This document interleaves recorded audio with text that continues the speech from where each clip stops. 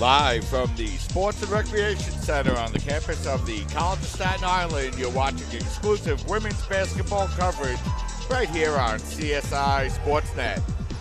Tonight, the College of Staten Island looks to extend their opening season winning streak to 3 in a row as they will face Division I Wagner College here this evening.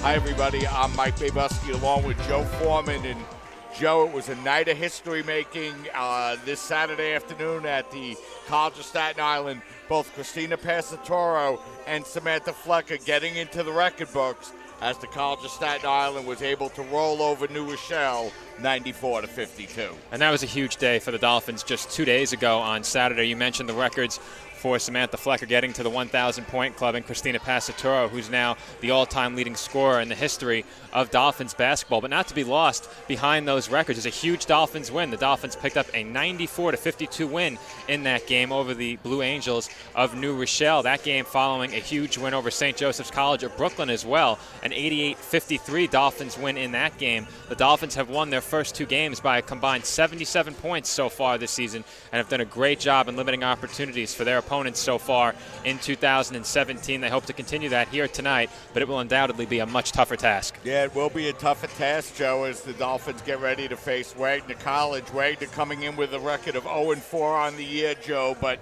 you take a look at the competition there they've been playing, and it's been top shelf Division I NCAA basketball competition. It has, and that's incredibly difficult for any team. And the Seahawks come into this game 0-4, as you saw on your screen when we opened, and they'll get their first opportunity against a non-Division I opponent here against the Dolphins tonight. So if you're the Seahawks, hopefully you can get back on track against a team that gave you a very competitive matchup last year. The Dolphins only losing that game at the hands of the Seahawks last year by 2 points. This Dolphins team, with all of their starters from last year returning, certainly can compete with this Wagner College team, and we'll see if they can put forth a similar effort to what we saw last year here tonight. Yeah, and you go back to last year's game, Joe, a game the Dolphins dropped by 2 points, 62-60. It was a game that Wagner College jumped out to a pretty early lead. They went up by 10 at the end of the first quarter, but the Dolphins came rolling back with a 20-5 third quarter to get themselves right back in the game, and then it was really a back-and-forth match in the fourth quarter. Both teams were able to score, but the Dolphins came out just short in that game, losing by just a single bucket. And you look at the box score from that game. You mentioned the start the Dolphins got off to, trailing by 10 points after the first quarter. They'll certainly be looking to start stronger tonight. And then going into the fourth quarter, they actually took a lead into that final quarter of play before dropping the game by 2 points, as I mentioned before. So for the Dolphins tonight, two big things they need to look to do is start the game stronger and then close out the game with the lead entering the fourth quarter, especially. Of course, that lead was only a single point. But again, you want to close the game strong. And I did mention as well during our last pregame show the other day that the Dolphins starters typically play a lot of minutes and that they were outscored by a wide margin in terms of bench points in that last game against the Seahawks. 24-1 in that game between these two teams last year. The Dolphins didn't score a single point from the bench until the fourth quarter. So the Dolphins will be looking for more production from their bench here tonight. The starters typically play big minutes, as I mentioned, and those have been efficient minutes, but they'll need a little bit more from the reserves tonight in this game. Yeah, Joe, and you go back to that game, and that was a game that Christina Passatoro and Samantha Flecker shot a combined 11 for 41 in that game, including, I believe, 2 of 16 from the three-point line, and they're going to be certainly looking for ball production out of their best two players here tonight. And they'll certainly be looking to improve on that number, as this season so far the Dolphins as a team are shooting over 35% from three-point range. That's a very good number, especially for a team that's shooting 40% from the field. Again, the defensive intensity they've faced so far this year at times has been lacking against New Rochelle and St. Joseph's College of Brooklyn. But for the Dolphins here tonight, they're sure to face a greater defensive intensity from Division I Wagner College. And we'll see if they can replicate the three-point shooting that we've seen from them so far in this season, especially Samantha Flecker and Christina Passatoro. As you mentioned, two players the Dolphins count on to knock down shots from three-point range. And Joe, for the Dolphins, it's their third of 5 consecutive non-conference games, and it doesn't get much easier as the Dolphins will play Sanitary a week from tonight, and then NYU a week from Wednesday night before kicking off their conference schedule on the road against John Jay on December 2nd. And we should also mention that this will be the last time we see this women's basketball team here at the Sports and Recreation Center until conference play gets underway. You mentioned they take on John Jay on December 2nd and York on December 5th, but we don't see them again here at the Sports and Recreation Center until December 9th against CCNY. So the Dolphins will take a bit of a road trip following this game against the Seahawks of Wagner College to look to take some positive momentum into those non-conference road games before beginning the conference portion of their schedule. And that starts here tonight with what we've been seeing from them so far this season. Defensive intensity, making the most of the turnovers that they've forced, and shooting very well from three-point range. Three things they'll be looking to do here tonight as well. And I think those are three things they'll need to do well in order to come away with the victory here against Division I Wagner College. Yeah, and you know, Joe, for the College of Staten Island, they're looking to, of course, repeat as CUNYAC champions, having won the championship last year. And, you know, something we touched on a little bit during the game on Saturday, a lot of experience, a lot of veteran leadership on this team. And I mentioned before as well, all the Dolphins starters from last year returning as well, but on the road to the CUNYAC championship, something we saw the Dolphins do very well: force turnovers using full court pressure and really make the opponents uncomfortable. We'll see if they can do that here again tonight. It's not going to be easy against a very talented Division I team, so the Dolphins will have to do a bit more than pressuring inbounds passes and pressuring the ball handler in order to come away with a victory here. And you know, Joe, today's a special evening at this at the College of Staten Island. There was a VIP tailgate and fundraiser on the 30,000 Degrees College Readiness for a Stronger Staten Island, and we're going to talk about that and have a couple of guests on regarding that initiative here in just a couple of minutes. So first we're going to step aside and we'll be right back. You're watching basketball coverage on CSI Sportsnet, CSIDolphins.com.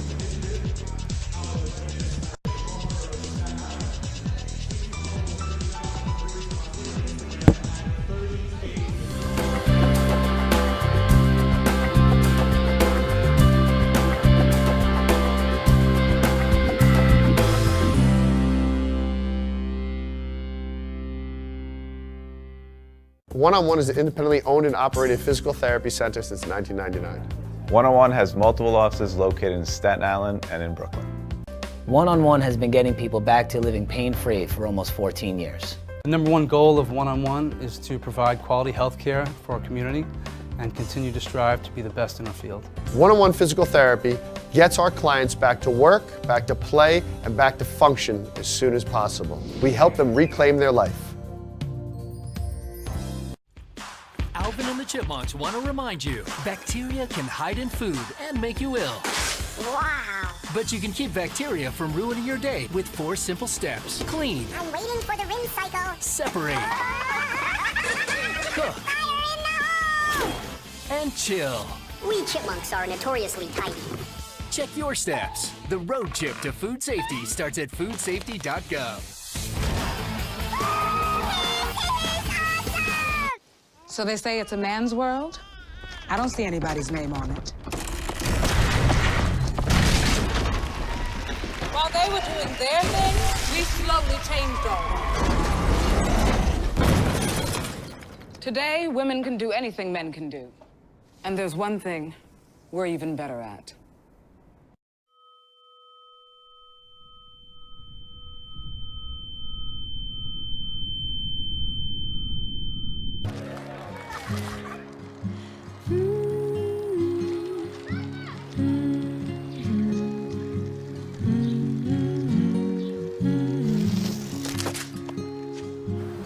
Of all the things you've done with your bike, donating it to Goodwill may be the most incredible of all. Your donations help fund job placement and training for people in your community, which means your stuff can be more powerful than you think. Goodwill. Donate stuff, create jobs. Hart, what's going on? I'm leaving. Why? What did I do? Not enough. You constantly ignore me. You barely eat anything healthy. You're half as active as you used to be. The pressure is just too much. I quit. Okay, I get it. I'll do better. Just, please, don't leave. Okay. But remember, if I go, you go. Listen to your heart. Don't let it quit on you. Uncontrolled high blood pressure could lead to stroke, heart attack, or death. Get yours to a healthy range before it's too late. Hi, may I please have an application? Thank you.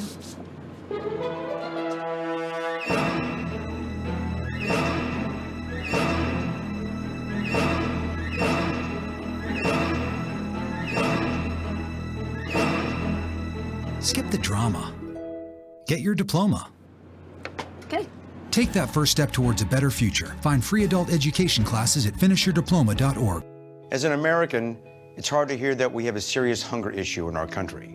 And as a parent, it's even harder to hear that 1 in 5 of our kids struggles with hunger, especially when billions of pounds of good food are wasted every year. Feeding America is a nationwide network of food banks that helps provide billions of meals to families in need right in your community. Visit feedingamerica.org to support Feeding America and your local food bank. Together we can solve hunger.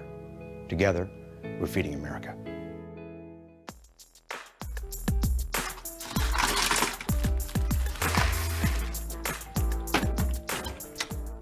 Thank you.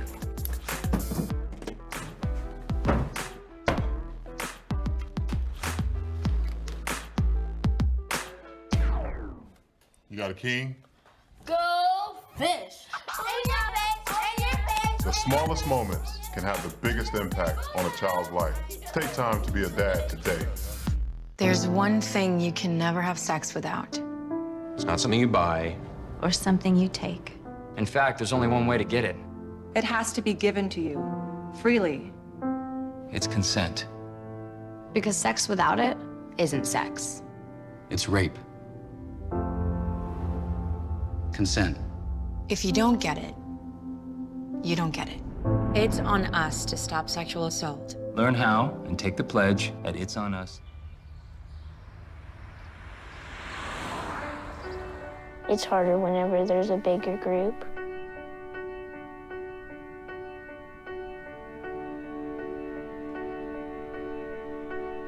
Pretty much a good day for me would be people leaving their hands off of me. I'm always called names. Everywhere that I go, there's always someone calling me names, calling me gay. I've been choked, thrown up against a wall, punched. Nobody's ever tried to help me.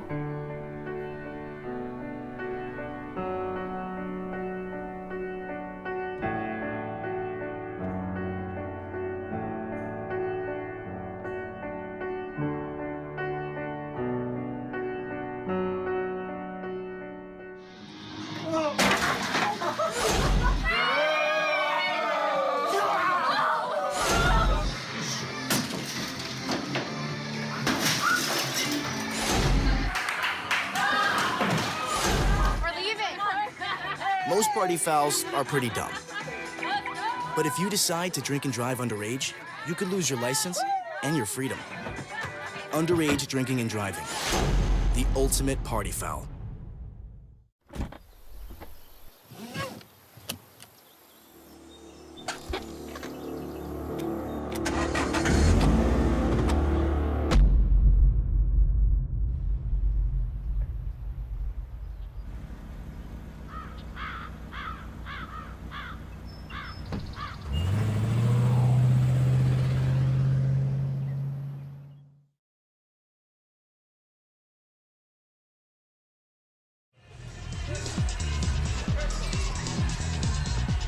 How are they streaming live? This thing? Yeah.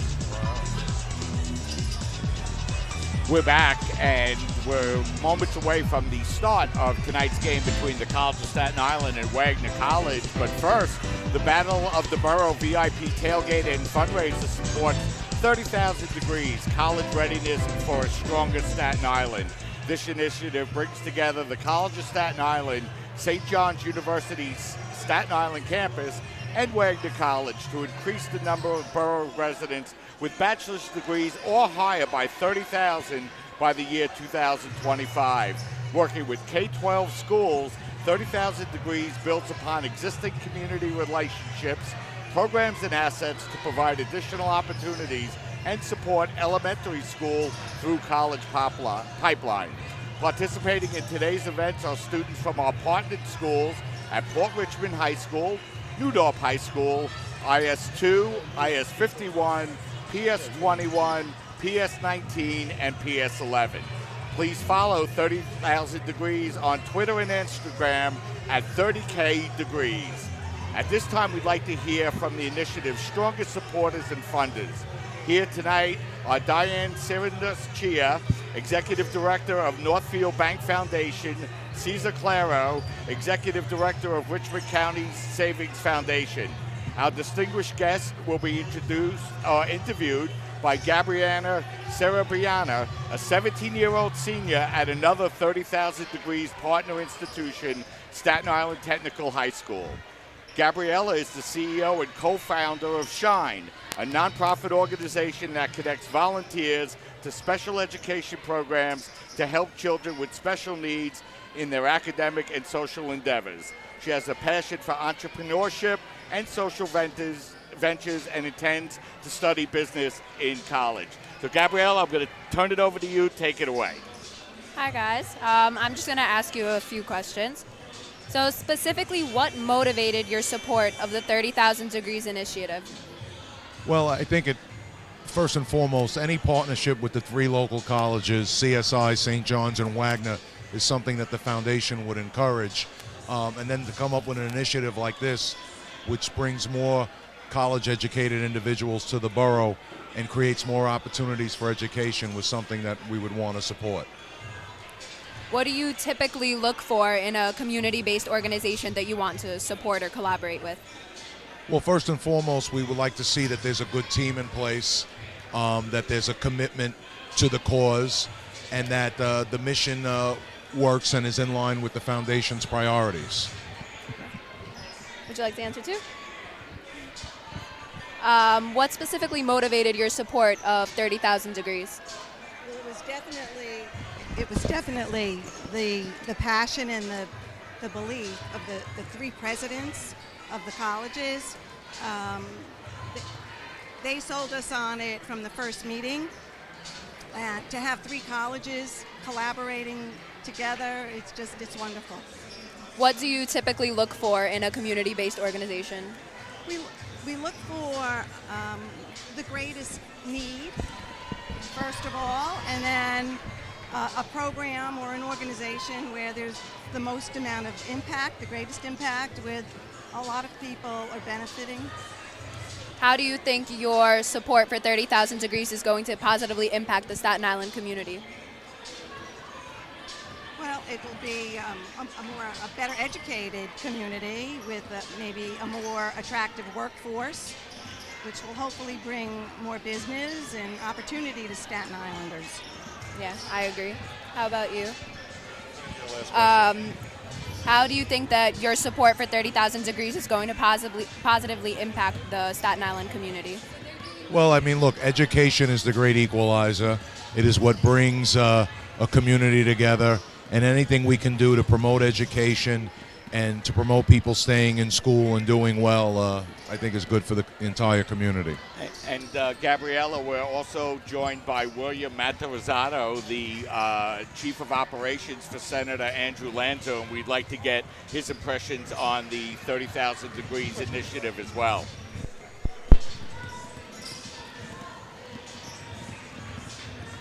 Hi, how are you? Hi, how's Good, everything? how are you? Good to see you all. So I'm just going to ask you a couple of questions. Of course. So specifically, what motivated you to support the 30,000 Degrees initiative? Well, listen, anytime our 3 college universities come together to work on an effort to get people involved in education, to build on the relationships that we have in the community, we're certainly more than happy to support those types of things. The senator knows that education is absolutely key. Here on Staten Island, no greater thing than to teach and a wonderful thing to learn, and we want to make sure that we take advantage of all the wonderful things that we have here on Staten Island and to build these relationships and get kids involved from an early age on and to bring them into our institutions, particularly here on Staten Island that we're blessed to have. I'm a proud graduate of St. John's University and actually a current graduate student at St. John's University as well. What do you typically look for in a community-based organization that you want to support?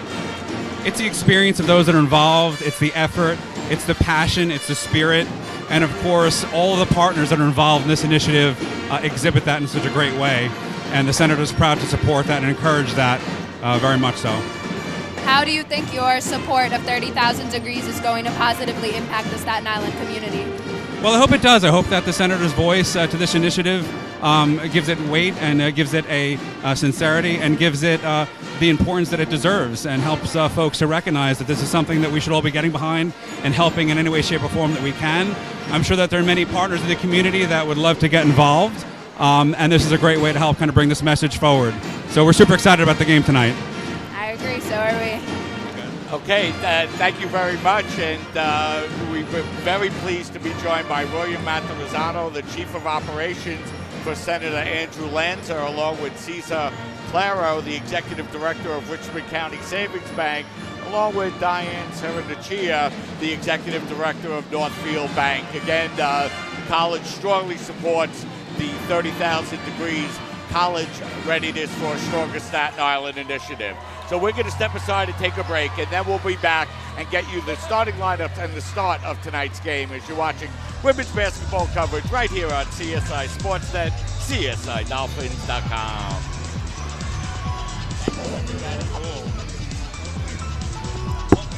That can make paying the mortgage easier. Call 888-995-HOPE today. I'm Anne. I'm a scientist. Recycling takes a team. Why don't you let me and me help you out? Everyone plays a part. Don't trash I love taking stuff apart and building new things out of it. what could be treasure. Pal's my most advanced android. This is awesome. You haven't seen anything yet. Give your cardboard box another life. Recycle. How can I help my daughter with her reading? Searching for help with Dachshund reading. No. Let me try. Sarah's bright, but when she's reading, she has trouble sounding out words. Playing world music. What? I give up.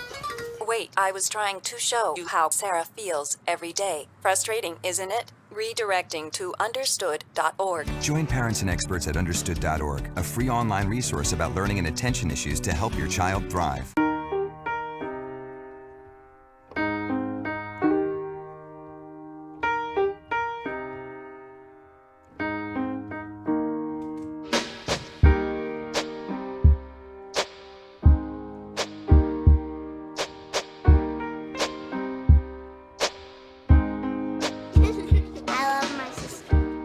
Doesn't see race. Love is love.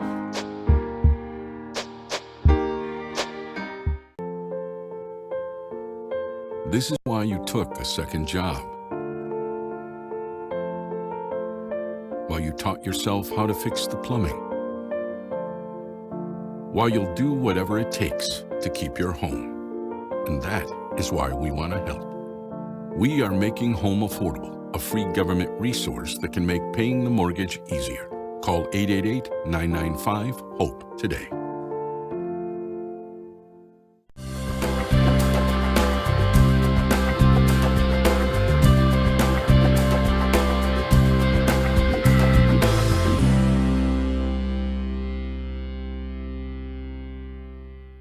One-on-One is an independently owned and operated physical therapy center since 1999. One-on-One has multiple offices located in Staten Island and in Brooklyn.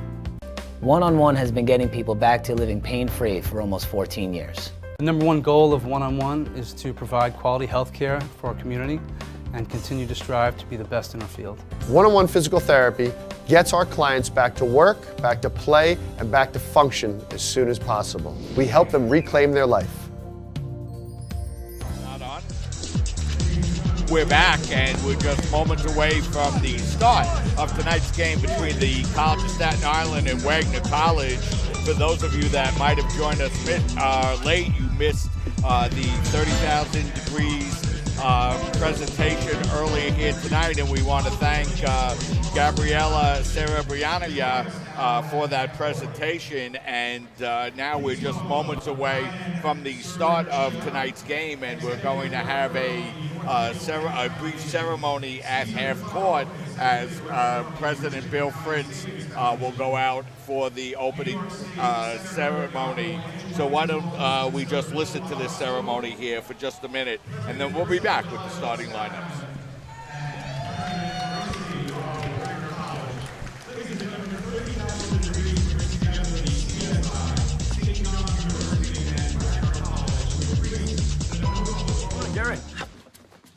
We are GetSchooled.com. You want a college education, don't you? You know you do.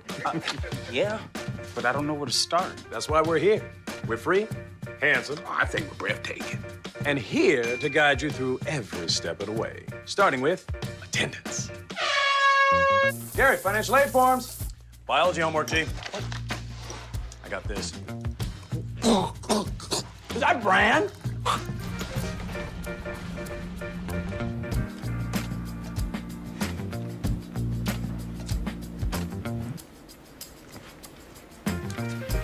Colleges love extracurricular activities. Chess really isn't my thing. I got this. Doesn't matter. Go ahead. Picking a college, man. You and us. Go together like tacos and Tuesday. And I love tacos. Fire and ice. Those don't really go together. Go to GetSchooled.com for more info. We're back, and we're just moments away from the start of tonight's game between the College of Staten Island and Wagner College as we conclude the opening ceremonies at midcourt. So why don't we get you the starting lineups for tonight's game? And here to bring you tonight's starters, my broadcast partner, Joe Foreman. Joe? All right, thank you, Mike. First, I'll begin with the Seahawks of Wagner College. The players listed as forwards in the starting lineup are number 11, Samantha Sullivan, and number 30, Sierra Clark. The guards for the Seahawks are Tanasia Russell, number 3, number 10, Alasia Daly, and number 23, Taylor Simmons. Those are the starters for the Seahawks of Wagner College. And for the College of Staten Island, the only forward listed in the starting lineup is number 31, Samantha Flecker. The guards for the Dolphins are number 2, Christina Passaturo, number 10, Angelique Price, number 14, Victoria Cray, and number 24, Jacqueline Calley. Those are the starters for the College of Staten Island. Yeah, you get to look at the CSI starters on your screen as they get introduced on the floor. And, you know, Joe, the Staten Island off to a good start this year, coming in with a record of 2-0. But as you mentioned during the pregame show, stepping it up tonight with Division I Wagner College. And I think a big part of the reason that the Dolphins find themselves 2-0 with a combined 77 points of victory in their 2 games, as I mentioned before, is that full court pressure and pressure of the inbounds passes. The 2 teams they faced so far this year, the Bears of St. Joe's Brooklyn and the Blue Angels of New Rochelle, simply haven't been able to handle that pressure. And this Wagner Seahawks team, a team that you would think would handle this pressure much more effectively without turning the ball over. Points off of turnovers have been huge for the Dolphins, and I think it's fair to say that the Dolphins may see those points off of turnovers limited in this game. We'll see if they can get enough done in the half court to come away with the victory. And you know, Joe, 3 players so far early this year in averaging double figures for the Dolphins. No surprise, Christina Passatoro leading the team, averaging 22.5 points a game, and Samantha Flecker second at 14.5. And the Dolphins starting lineup has done a great job so far this season. All four starters averaging at least 9 points per game. And you have to remember, a lot of those starters have now played limited minutes in games, something that they're not accustomed to simply because of the big margins of the Dolphins' victories so far this season. So this could be the first time that they get serious minutes here in this game tonight. And we'll see if they're up to the task. You have to think they're well rested coming into this game. Though they played 2 days ago, again, those starters only played for, I think, a total of about maybe 2.5 quarters. I think Christina Passatoro was the only Dolphins starter to play over 20 minutes. Perhaps Samantha Flecker may have reached that mark as well, but most of the Dolphins starters got a lot of rest in the second half of that game against the Blue Angels, and that should serve them well here tonight. And Joe, we should mention that Wagner College coming in with a record of 0-4, but those 4 opponents, Virginia Tech, James Madison, Temple, and the University of New Hampshire. So as we mentioned, some very good Division I teams on the early schedule for Wagner College. And as the Dolphins have had huge margins of victory so far, the Seahawks have had some huge margins of defeat. You mentioned very stout competition. The Seahawks will look to reverse that trend here tonight against CSI as we tip off. So the opening tip controlled and laid up and in immediately as Wagner able to break down the floor and get the first basket, as that was Tanisha Russell giving the Wagner Seahawks a 2-0 lead. Callie with the ball, working it to Passatoro. Now over to Flecker. Dolphins in new Columbia blue uniforms here tonight as we see those uniforms for the first time, as Price's jumper from the baseline is up no good, and the Seahawks control the rebound, and they're looking to run once again as that's Russell. Russell feeding the ball across, and now it's going to be played by Simmons. Simmons feeding it inside, shot's no good, and here comes Passatoro. She looks to feed it ahead to Flecker, but a pass a little too hard, and the first turnover of the day goes to the Dolphins. Well, that previous play, actually a turnover by the Seahawks. The Dolphins forcing a turnover nicely, but I mentioned that when teams try and play an up-tempo pace and push the ball up the court quickly, that often results in turnovers. We've seen the Dolphins try and play that style before as they force yet another turnover. Now Flecker able to force the turnover, feeds it inside to Gray, and she lays it up and in, and we're tied at 2. Dolphins looking to press in the backcourt as the Seahawks able to inbound. And now the Dolphins will back up a little bit as Daly will bring the ball across the midcourt line for the Seahawks. Daly guarded there by Price. Daly out beyond the three-point line, feeds it over to Sullivan.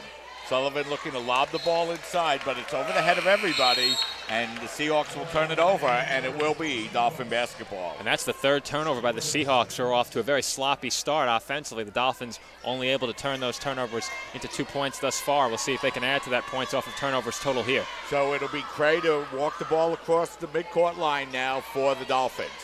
Cray feeding the ball up over to Flecker. Flecker guarded by Sullivan out beyond the three-point line. Now it's Cray with 15 seconds remaining on the shot clock. Now Price looking to work her way down the baseline. Her shot's knocked away, but she's able to recover and feed the ball up over to Cray. Cray feeding it to Callie. Her three-pointer is up, no good. The shot clock reset improperly, so we'll have a stoppage in play here. And it looks like it's going to be a shot clock violation, so it will be Seahawk basketball. And that's the right call, as there were only 5 seconds left on the shot clock when Callie put up that corner three. Flecker did come away with an offensive rebound, and yet another turnover by the Seahawks. Yeah, Seahawks a little careful. Turn it over once again as Passatoro's three-pointer is up, no good. Long rebound grab by Sullivan, and she hands it off to Russell. Russell bounce pass inside the paint, and we're going to have a whistle and another turnover here. Joe, the Seahawks turning the ball over often here. That's 4 quick turnovers here inside of 2 minutes. The Dolphins are playing high-pressure defense, but not pressuring the inbound and ball handler quite as much as we've seen in past games. Here tonight, it hasn't mattered. They're still able to force turnovers in the passing lane. Craig getting the ball out over to Flecker. Flecker out beyond the three-point line, feeds it over to Price. Angelique looking to work on Russell. She nearly loses possession, but the ball will go out of bounds, so the Dolphins will maintain possession with 13 seconds remaining on the shot clock. Low-scoring affair just underway, just a little over 2 minutes in, 1 basket apiece, and we're tied at 2. Cray looking to get the ball inbounds, and she's able to feed it over to Passatoro. Now over to Cray. Dolphins just 1 of 5 from the field here in the early going. Now Price's long three-pointer. That will be no good. And the Seahawks grab the rebound, and they're looking to run once again. Daly looking to get it into Russell. Her shot's up, no good, but we're going to have a whistle and a foul on the play. And I believe that'll be on Angelique Price. It will be. That'll be her first. And it's going to be a shooting foul, so Aisha Daly will go to the free throw line to shoot 2 here for the Seahawks. Seahawks have been looking to get the ball inside and score in the paint. The Dolphins had a huge points in the paint advantage when these two teams met last season. Daly was 7 of 10 coming into the game here tonight. She's now 7 of 11, and she'll have 1 more upcoming. Second free throw is up and in, so the Seahawks regain the lead now, 3-2. Callie bringing the ball across the midcourt line, feeding it now over in the corner as Flecker looks to bring the ball back into the center of the floor. Flecker hounded defensively by Simmons. Flecker looking to drive her way inside. We're going to have a whistle and a reach-in foul. I believe that's going to be called on Daly. Thought that was a tough call, Joe, against Aisha Daly. And the Dolphins are facing a lot of pressure defensively from these Seahawks. They're getting up close to not only the ball handler, but players working off the ball as well. It's been tough for Dolphins players off the ball to find openings on the floor. And that foul was actually called on Simmons, so that will be her first. As Callie kicks the ball into the corner, the long three-pointer is up, no good. But we're going to have a whistle and a loose ball foul as Samantha Flecker is able to miss that three-pointer, Joe. So the Dolphins really struggling in their shooting, just 1 of 7 and 0 for 4 from the three-point line. So let's keep it right here during that 30-second timeout. What do you see so far here in the first 3 minutes? Well, the Dolphins are facing a lot of pressure from these Seahawks defenders, and that's a big part of the reason why they find themselves struggling from the field. Just about every shot the Dolphins have taken has been closed out on well by Wagner College, with the exception of 1 or 2 corner three-pointers. A good look there on that last possession for Flecker, and I believe Callie had a good look in the corner as well. But whenever the Dolphins have tried to come inside the three-point line, they've faced a lot of pressure, and if they've tried to drive the ball into the paint and score inside, they've been swarmed by Seahawk defenders, and I think that's where they found a lot of their openings at the offensive end. And you know, Joe, the Seahawks have only taken 1 shot, 1 of 1 officially from the field, and that's because they continue to turn the ball over. As the Dolphins look to inbound, and I believe we're going to have a whistle, and I believe that Flecker was on the end line, and it'll be a turnover this time for the Dolphins as they turn it over for the 3rd time. And if you're the Dolphins at the offensive end, I think right now you need to look to drive inside and then kick out. That's where the openings have been. So both teams combined for 8 turnovers here in the first 3 minutes, and we nearly have number 9, but it's going to be Carter able to play the ball for the Seahawks. Simmons looking to drive down the lane. Her shot is up, no good, but we're going to have a whistle and an over-the-back foul called on the Seahawks, as that's going to be a foul on Nicalia Carter. And, Joe, it's been a turnover-filled first few minutes here so far. Yeah, it has, and now 4 team fouls for Wagner College as well, so they're starting to rack up the team fouls as well. Price, Passatoro now out by the three-point line, guarded by Carter, feeding it over to Flecker. Flecker looking to feed the ball over to Price. It's going to be knocked out of bounds. Last touch by Lanahan, and it will be Dolphin basketball as Cray will inbound with 15 seconds on the shot clock. Dolphins looking to feed the ball inside, but that ball's going to be stolen away. Worked out into the corner now by Lanahan. Lanahan working on the baseline, and we're going to have a whistle. And I believe we're going to have a foul called on Victoria Cray. It is a foul on Cray, Mike. A blocking foul called on that left baseline. The second Dolphins team foul. So the Dolphins not in any foul trouble as of yet. The ball's going to be lobbed inbounds, and we're going to have a whistle and a violation this time on the Seahawks. I think it might have been a foul. I think Samantha Flecker caught a hand to the face, and that indeed is a foul. That's now the 5th team foul for the Seahawks, and the 2nd personal foul for Sierra Clark. So 2 quick fouls for Sierra Clark, the 5th-year player. That's big, as she's the leading scorer for Wagner College, coming in averaging just over 13 points a game. We'll see if she takes a seat, and I think she did. Yeah, and a lot of fouls and turnovers here. Dolphins with 4, Wagner with 7 turnovers, Joe, through just over 3.5 minutes. It's been a very sloppy first quarter for both teams, but the Dolphins here at the offensive end have been able to minimize the turnovers as compared to the Seahawks anyway. So that's Cray with the basketball. Cray nearly loses possession, but able to regain as the Dolphins under a lot of pressure, and now Passatoro loses the ball to Lanahan. Lanahan working the ball down in the corner. The jumper taken by Russell is around the rim, no good, and the rebound grab by Passatoro. Passatoro looking to drive down the lane, feeds it inside to Price. Our open layup is up, no good, as the Dolphins struggles from the field continue. Now the ball's going to be worked in the corner.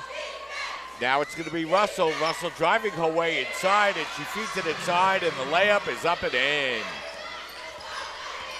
Simmons with the basket gets her first points of the game, and Wagner now leads by a score of 5-2. And the 6-foot Simmons taking advantage of her distinct size advantage there over Christina Passatoro inside. Not much that Passatoro could have done there, but Passatoro did do a great job on the previous offensive possession, finding Angelique Price underneath. She just couldn't convert from in close as the Dolphins have turned it over yet again. Yeah, so now Price unable to handle the inbound, and the Dolphins turn the ball over.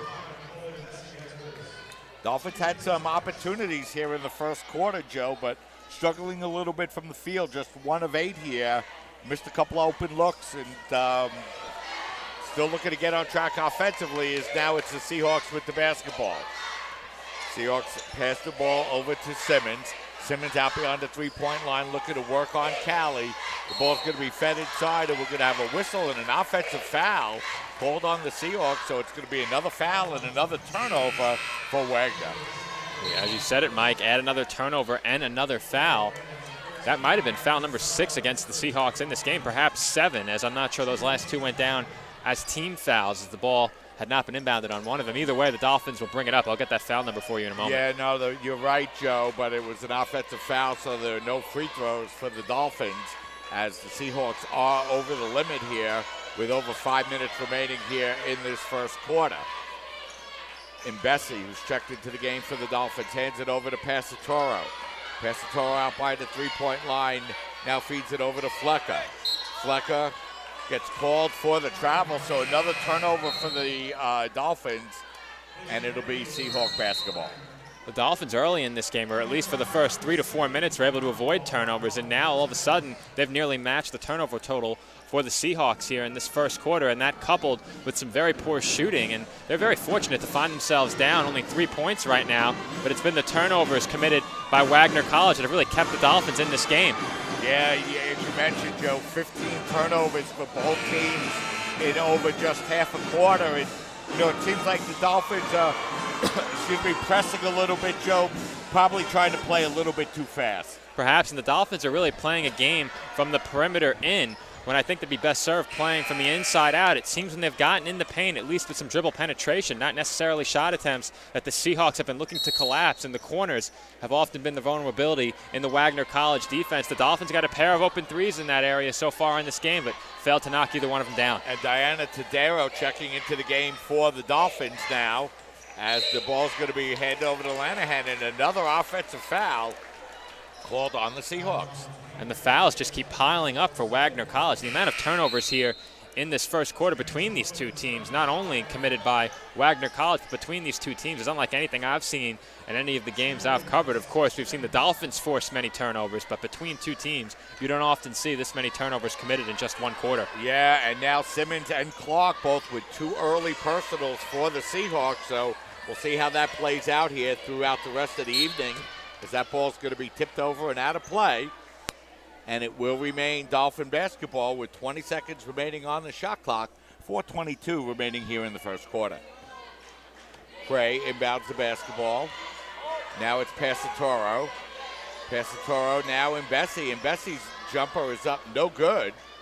And the rebound's going to be grabbed now by Lanahan. Lanahan feeding it up over to Sullivan. Sullivan lobbing it over, but we're going to have a whistle and another turnover.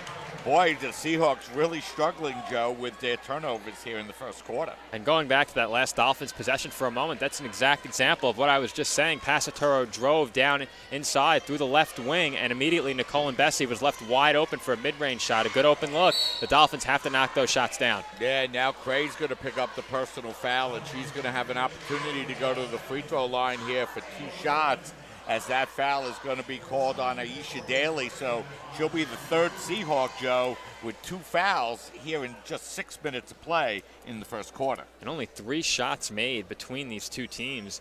One of the Wagner Seahawks points coming from the free throw line as the Dolphins fail to cash in from the free throw line here. The Dolphins still trailing by only 3 points here in this first quarter, despite a huge number of turnovers, 7 for CSI, but Wagner has committed more turnovers of their own with 10. That's 17 between these two teams. Still 4 minutes to go in the first. So Cray splits the pair of free throws. She's now 8 of 11 from the free throw line on the year, and the Dolphins close to within 5-3. That open jumper is up no good, and Cray's going to get the rebound now for the Dolphins as they're looking to run. Passatoro out by the three-point line. She pulls up and takes it.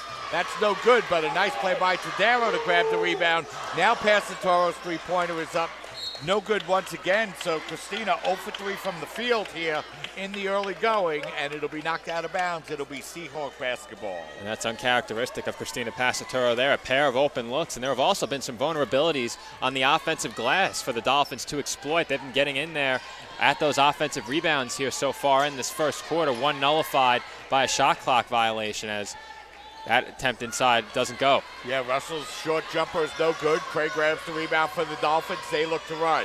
Cray, back up over to Passatoro.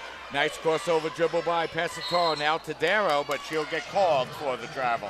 And there's yet another turnover. Back onto the topic of offensive rebounds for just a moment. I mentioned opportunities for the Dolphins on the offensive glass. They have a 4-0 offensive rebounding advantage here in this first quarter. And the way this game has gone, each one of those second chance opportunities has been precious. The Dolphins have failed to convert on them thus far. So the Seahawks with the basketball now and a 2-point lead. As they look to work the ball inside, it's fed back now to Russell.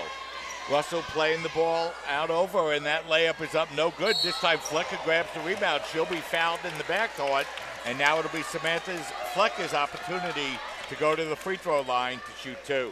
And still plenty of time for the Dolphins to take advantage of the bonus situation they find themselves in. 2:49 to go here in this first quarter. The Seahawks already in the penalty. The Dolphins will need to cash in on their free throw opportunities again, especially given the way this first quarter has gone. Every basket seems to be huge, and it's so early in the game and only a 2-point game. When you have yourselves looking at a 5-3 score with under 2:50 to go in the first quarter, every point is big, and right now Samantha Flecker has a chance to put 2 more up on the scoreboard for the Dolphins. She's 6 of 10 from the line this year, 60%, and her first free throw is up and in, as the Dolphins close to 5-4. One more coming up here for Samantha, as she hits both free throws, and the game is tied at 5 with 2 minutes and 45 seconds remaining here in this first quarter. Wagner with the basketball as they look to feed the ball inside the post now to Sullivan. Sullivan back up over to Lanahan. Lanahan feeds it inside, and the outside jumper is up no good, and Flecker grabs the rebound now for the Dolphins. Now Passatoro, her long three-pointer is good, and you knew, Joe, it's just a matter of time until Passatoro starts to hit her three-point shot. You're absolutely right, Mike, and the Dolphins now have their first lead of this game, just over 2 minutes to go here in the first quarter. Dolphins lead now by a score of 8-5 as Passatoro gets her first points of the afternoon, as the ball gets fed inside to Russell, and she'll get called for the travel, and it will be Dolphin basketball now, as it'll be Aisha Daly checking back into the game with Joe, that will be Sierra Clark checking back into the game with 2 personal fouls for Wagner. Cray, now Passatoro. Passatoro out by the three-point line, feeds the ball up over to Cray with 20 seconds remaining on the shot clock. Wagner playing zone on this possession. Passatoro. Now Cray, and Bessie out by the three-point line, feeds it out over to Flecker. Her long three-pointer is short. Lanahan grabs the rebound and looks to feed the ball down the floor. A nice play to keep the ball in bounds, but we're going to have a whistle and a turnover on the Seahawks. And that is turnover number 12 for Wagner College in this game. Just going back to what the Dolphins have done defensively so far here in this first quarter, they've done a great job of double-teaming larger players down low in the paint, but then recovering to close out on potential three-point shooters so far. And Bessie to Darrow. Darrow's jumper is up no good, and the rebound is grabbed now. Darrow able to grab the rebound, and I think we're going to have a foul called as we had a Seahawk player kind of crash right on top of Diana on the play. And that's going to be on Samantha Sullivan, and that's going to be her first. Wagner's been over the limit for a while, Joe, so it'll be free throws coming up here for Diana. And the fouls just continue to pile up for Wagner. I'm counting out those fouls right now. That is 9 fouls committed by the Seahawks so far here in this game. We're not even through a quarter yet. The Dolphins now have a chance to extend their lead to 5, and they do. So Tadero's hit all 4 of her free throws this year. The Dolphins in the middle now of an 8-0 run, and they lead by a score of 10-5 as we have 1 minute and 10 seconds remaining here in the first quarter. Carter with the basketball. Feeds it out over to Sullivan. Sullivan works it up over to Clark. Wagner trying to work the ball inside, and they do, and they finally get on the board, Joe, with a layup, as that was Clark to bring Wagner back to within 3. That was a good job by the Seahawks there, moving the ball around, not only outside on the perimeter, but inside to find an open player cutting to the basket for 2. And Bessie with the basketball out by the three-point line. Now Flecker feeds it out in the corner to Cray. Her open 3 is no good, and the rebound grab now by Carter. Carter looking to lob the ball inside. She's able to Clark, and she lays it up and in. And now Sierra Clark's starting to heat up a little bit for Wagner. She has 4 consecutive points, and the Dolphin lead is down to 1. Cray with the basketball. Dolphins have an opportunity to hold for the last shot. Passatoro takes the 3. It's no good. Tadaro is there to grab the rebound and lay it up and in. And the Dolphin lead is back up to 3 now, 12-9, as Wagner with the basketball and 5 seconds remaining. Carter looking to take it coast to coast. Her shot is up, no good. That'll do it. 10 minutes in the book. Dolphins hold a 3-point lead, 12-9, as the Dolphins fell behind in this game, 5-2, but finished the first quarter on a 10-4 run. So we'll step aside, take a break. 1 quarter in the books. Stay tuned, and we'll be right back.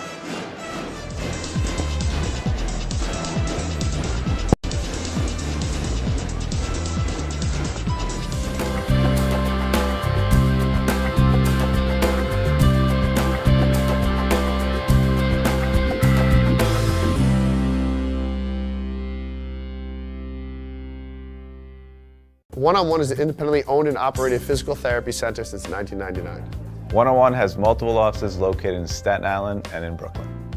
One-on-One has been getting people back to living pain-free for almost 14 years. The number one goal of One-on-One is to provide quality health care for our community and continue to strive to be the best in our field. One-on-One physical therapy gets our clients back to work, back to play, and back to function as soon as possible. We help them reclaim their life. We're back. 1 quarter in the books. The Dolphins lead by a score of 12-9, Joe, as the Dolphins fell behind early in this game, but do a nice job coming back in the latter stages of this first quarter. The story of that first quarter was the turnovers by the Seahawks at Wagner College. 12 turnovers in that first quarter, and the latter half of that first quarter was all Dolphins. They came surging back and took the lead and seized the momentum at that point. We'll see if they can continue to ride that momentum here in the second. As Tadaro takes the first shot for the Dolphins, it will be no good. Clark grabs the rebound, and the Seahawks come out with the basketball. And it seems, Joe, since Sierra Clark came back in the game, the Seahawks are making a concerted effort to get the ball inside to her. And they seem to be looking to score inside throughout the entire first quarter. The Dolphins did a good job of limiting it as they work inside once again here. As that ball is fed inside to Sullivan, it's turned over once again, and here's Tadaro. Tadaro has the ball tipped away, but it's fed over to Flecker. Her layup is up, no good, and Clark is there to grab the rebound now for the Seahawks. Carter. Price looks to come out and guard her. Original starting of 5 on the floor for the Dolphins, with the exception of Diana Tadaro, as she has the basketball and feeds it over to Cray. Cray in the corner to Price. Price is open, 3-pointer. It's good. Angelique Price's first basket of the game, and the Dolphins now lead by 5, 14-9. And that's where the openings have been. Dolphins player drives, kicks out into either corner, and more often than not, there's been an open 3-point shooter spotting up, ready to knock down that corner 3. Sullivan looking to feed the ball inside, and the layup is up and in. Nice play that time by the Seahawks, getting the ball into Simmons. And the lead is now 14-11 as Price's long 3-pointer is up, no good. Clark grabs the rebound and hands off to Carter. Dolphins leading 14-11 here as the Seahawks with the basketball is at Sullivan. Sullivan looking to feed the ball inside, that time to Simmons. Ball bounces off her hand, and now it's Passatoro. Simmons from the free throw line extended. That shot's no good. And Cray's there to grab the rebound for the Dolphins as they look to run. Flecker feeding it up over to Price. Her layup is up, no good, but she'll draw the foul. And the crowd here was ready to make some noise. Should that layup have gone down? Good passing there on the fast break by the Dolphins. And if they can execute in transition like that, getting good looks down around the rim, you have to like their chances here in this game, because right now the Seahawks are turning it over just as much as any other Dolphins opponent has in the games against CSI this season. The Dolphins made the most of turnovers in those first 2 games, and they'll look to do so here again tonight. They have up until this point. As Angelique Price misses her first free throw, she'll have one more upcoming. That foul will be called on Samantha Sullivan, the senior player from Manasquan, New Jersey, as Angelique Price will have one more free throw upcoming here for the Dolphins. As that free throw is up and in, so she splits the pair. Angelique now 4 of 7 from the line for the year, and the Dolphins lead by 4 once again, 15-11. Daly with the basketball now. Daly guarded by Price. Well out beyond the three-point line. Bounce pass goes into Sullivan at the top of the key.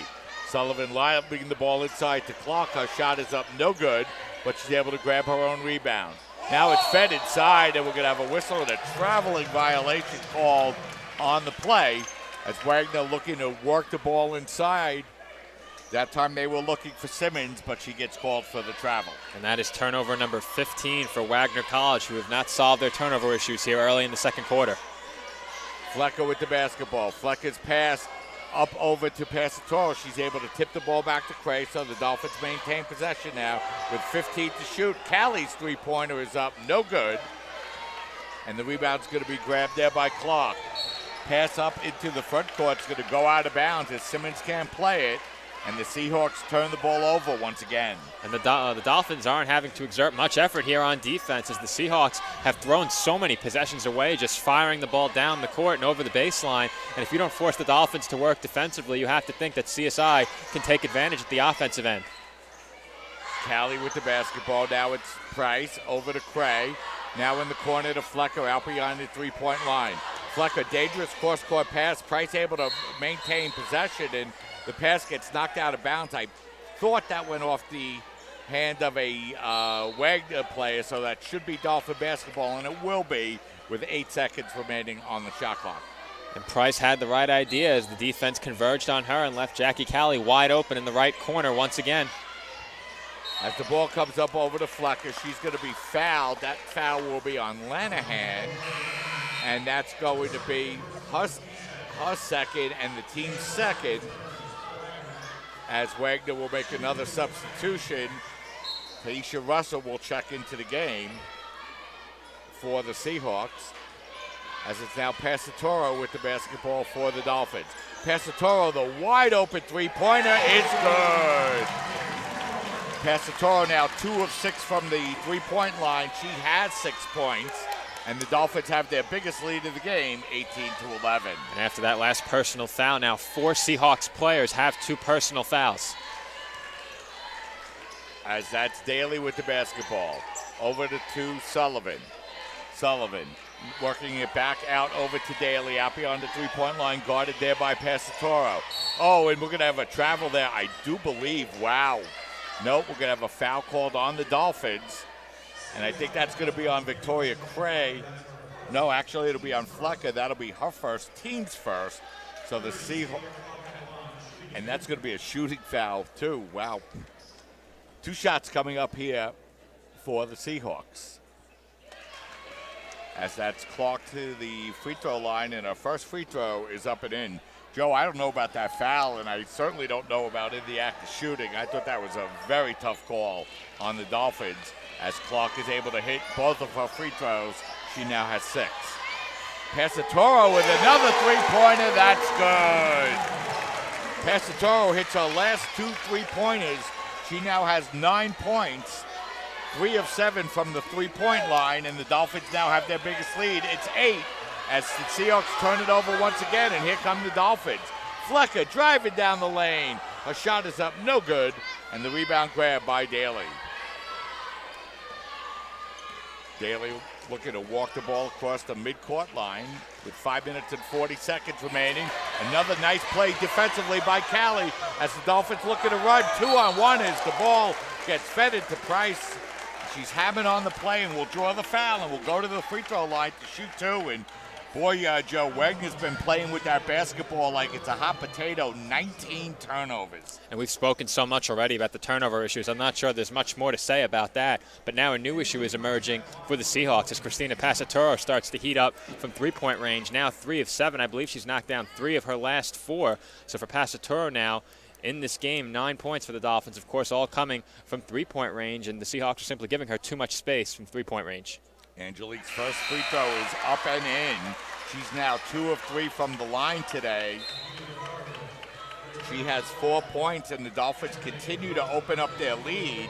They lead 22-13, and Joe, they trailed 5-2 in this game. So since that point, they've outscored Wagner College 21-8. And the Dolphins now have a chance to achieve their first double-digit lead in this game should Price knock down the second free throw. It's been an impressive showing for CSI so far in the first half, and it goes without saying Wagner needs to fix this turnover issue as soon as possible because the Dolphins' lead just continues to grow. Yeah, 18 officially for Wagner College on the turnovers here so far, with over half of the second quarter remaining. Clark with the basketball out by the three-point line. Now it's Sullivan. Sullivan looking to drive inside on Callie. She kicks the ball outside. Now gets the ball back, and we're going to have a whistle and a foul called on the Dolphins. And I believe that might be on Jackie Callie. It will be. So for Jackie, that'll be her first, team second. And now the Seahawks will inbound underneath their basket with a fresh 30-second shot clock. Carter looking to inbound the basketball. Now Wagner working the ball up over the clock. Her long three-pointer is no good. Cray with another rebound. Victoria with her fourth rebound of the game, and now it's Passatoro. Out over to Price. Her three-pointer is good. Dolphins on fire. Head coach Heather Jacobs has seen enough, and we're going to have a 30-second timeout, Joe. But the Dolphins have started to heat up. They're in the middle now of a 24-8 run, and they now lead by a score of 26-13. And in that Seahawks huddle, they have to be talking about three things right now. Correcting the turnover issues, that goes without saying. The vulnerabilities in the corners have been there just about every time the Dolphins have been on offense. A player drives down inside, and the entire Seahawks team converges on that driving player, attacking the rim, leaving the corners wide open. That's issue number two. And also for the Seahawks, you need to talk about not giving Christina Passatoro as much space. They played very physical defense in that first quarter, both on and off the ball. They haven't done that here in the second quarter, and the Dolphins have taken advantage, specifically Passatoro. Yeah, and you know, Joe, you look at the scoring here for the Dolphins. Passatoro with 6 points here in this second quarter. Angelique Price with all 8 of her points here in the second quarter.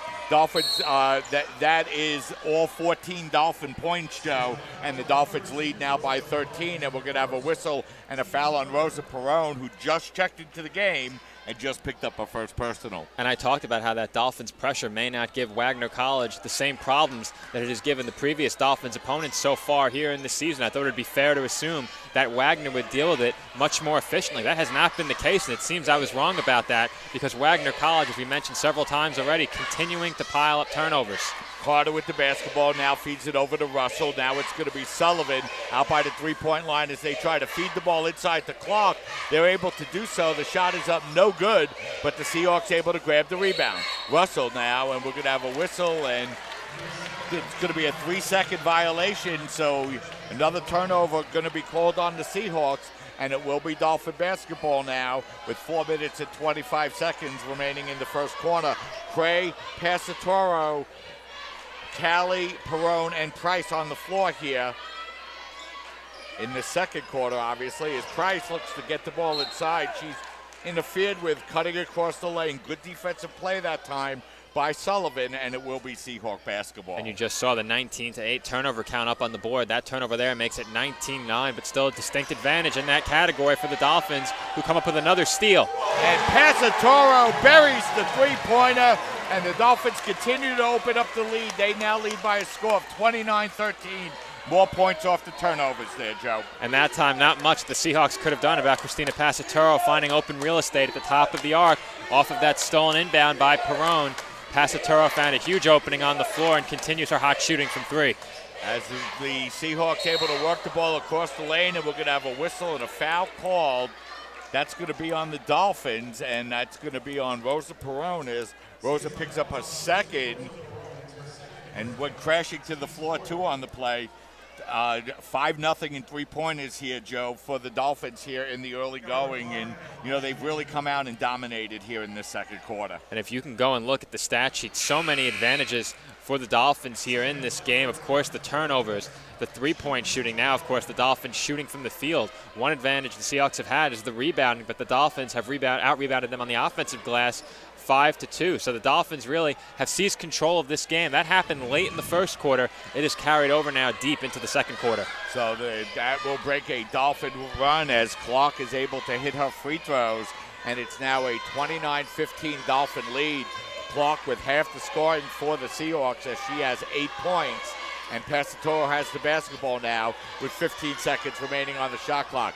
Dangerous pass by Passatoro. It's tipped away that time by Simmons, but knocked out of bounds, so it'll remain Dolphin basketball with 10 seconds to shoot. And Joe, the Dolphins have played very well here in this second quarter, looking to finish out this quarter strong. And they were a bit stagnant in the half court back in the first quarter. That has not been the case here in the second. They've been finding openings all over the floor. It seems the physical defense played by Wagner has tired them out a bit. Passatoro now getting the ball up over to Flecker. Her shot is going to be short. It's deflected, so it'll be a 30-second violation, the second 30-second violation for the Dolphins here this afternoon, and it'll be Wagner ball off the Dolphin turnover. Russell bringing the ball now across the midcourt line, guarded there by Price. Russell looking to direct traffic, gets the ball out over to Sullivan. Sullivan now hands the ball off over to Clark. Clark working the ball back in the corner now to Carter. Carter up over to Russell. Russell's long three-pointer is up, no good, as Wagner continues to struggle from the three-point line, but able to grab the rebound. Sullivan tied up by Price, but able to maintain possession of the basketball now. Now she has it at the free throw line.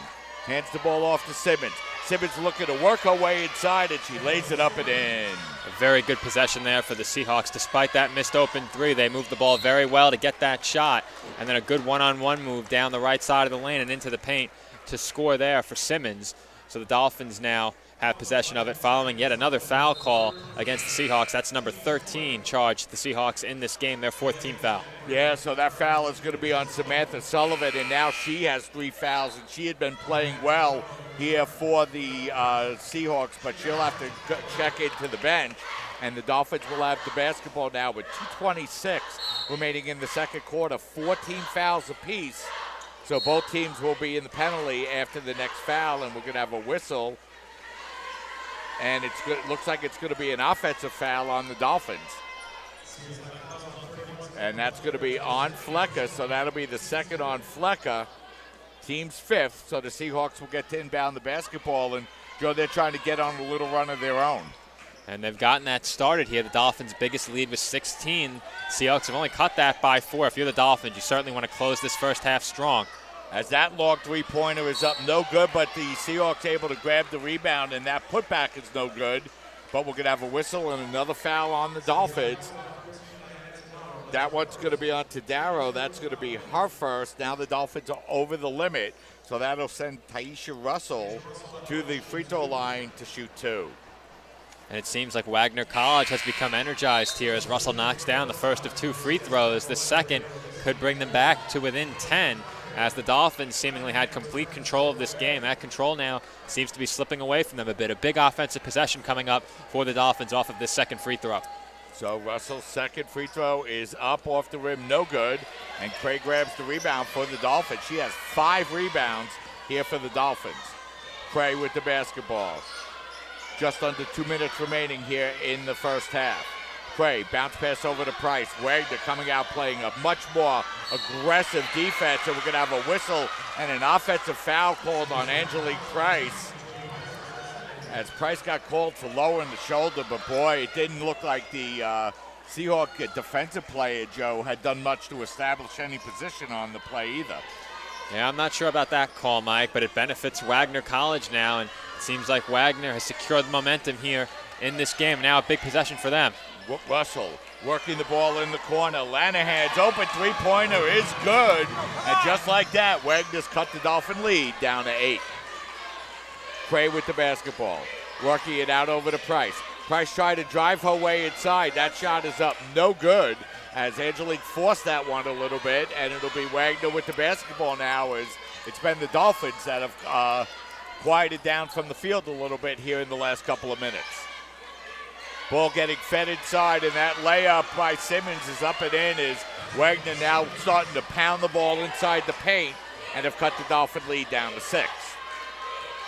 Passatoro with the basketball. Just over a minute remaining here in the half. Passatoro's layup is up, no good. And Wagner College with the rebound.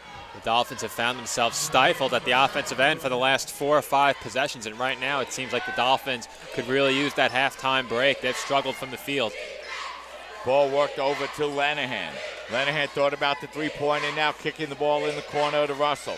Russell looking to work her way inside as Wagner able to get the ball inside once again to Simmons, who lays it up and in. She now has double digits, and the Dolphin lead is down to 4, just over a second differential on the game clock and the shot clock, as Wagner, who was down 26-13, have gone on a 12-3 run to cut the Dolphin lead down to 4.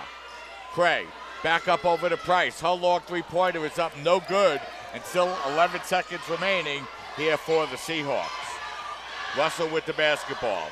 Russell crossover dribble. Russell working the ball in the corner. The open three-pointer is up, no good, and that's going to do it. Wagner College able to close out the first half strongly as they cut the Dolphin lead down to 4, 29-25 here at halftime, as Dolphins led by as many as 13 in this game, Joe, but a nice job by Wagner College to come back and cut the Dolphin lead down to 4. And that was a very entertaining first half, Mike. The Dolphins seemingly had complete control of this game, led by as many as 16, and then they began to get bullied inside by the Seahawks there late in that first half.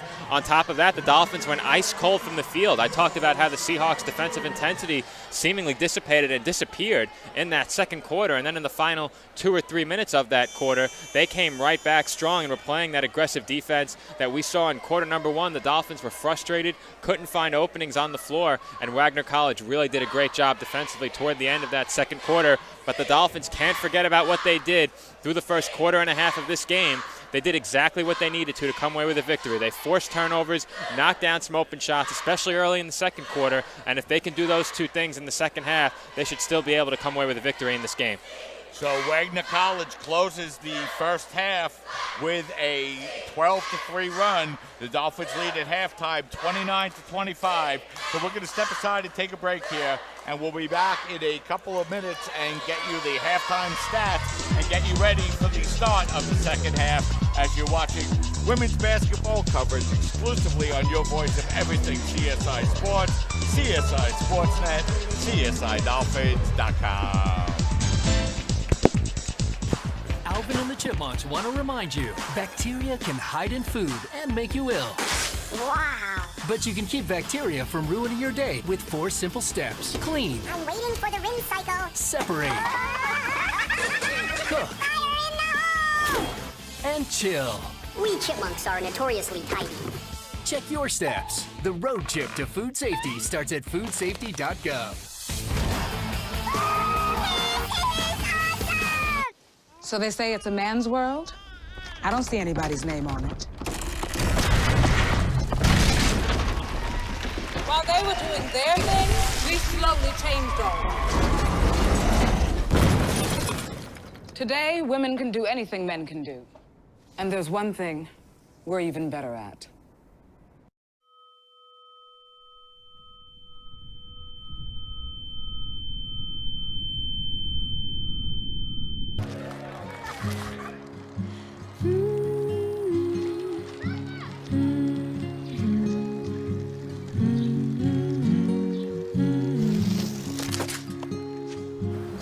Of all the things you've done with your bike, donating it to Goodwill may be the most incredible of all. Your donations help fund job placement and training for people in your community, which means your stuff can be more powerful than you think. Goodwill. Donate stuff, create jobs. Hart, what's going on? I'm leaving. Why? What did I do? Not enough. You constantly ignore me. You barely eat anything healthy. You're half as active as you used to be. The pressure is just too much. I quit. Okay, I get it. I'll do better. Just, please, don't leave. Okay. But remember, if I go, you go. Listen to your heart. Don't let it quit on you. Uncontrolled high blood pressure could lead to stroke, heart attack, or death. Get yours to a healthy range before it's too late. Hi, may I please have an application? Thank you.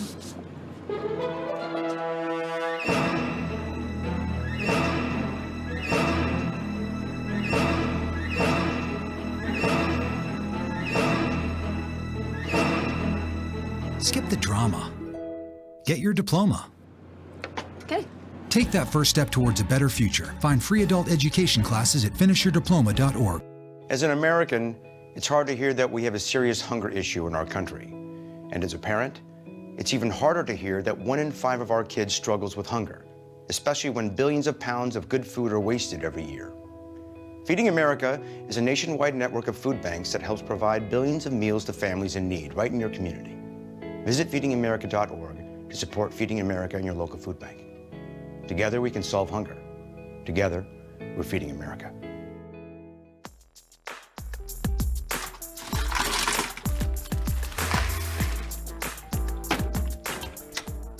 Thank you.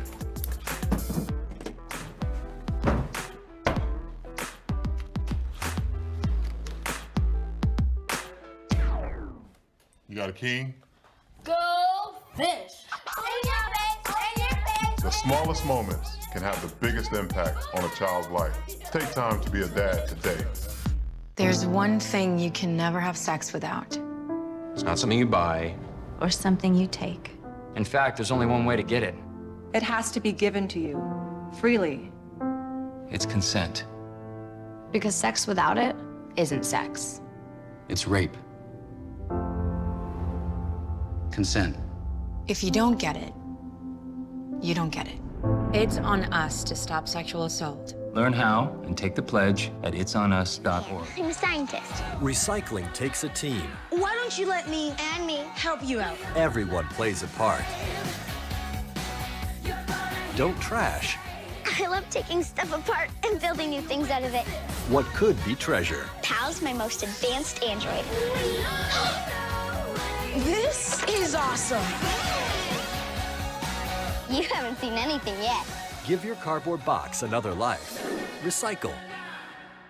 How can I help my daughter with her reading? Searching for help with Dachshund Reading. No. Let me try.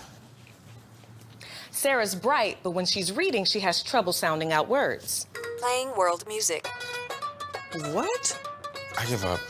Wait, I was trying to show you how Sarah feels every day. Frustrating, isn't it? Redirecting to understood.org. Join parents and experts at understood.org, a free online resource about learning and attention issues to help your child thrive.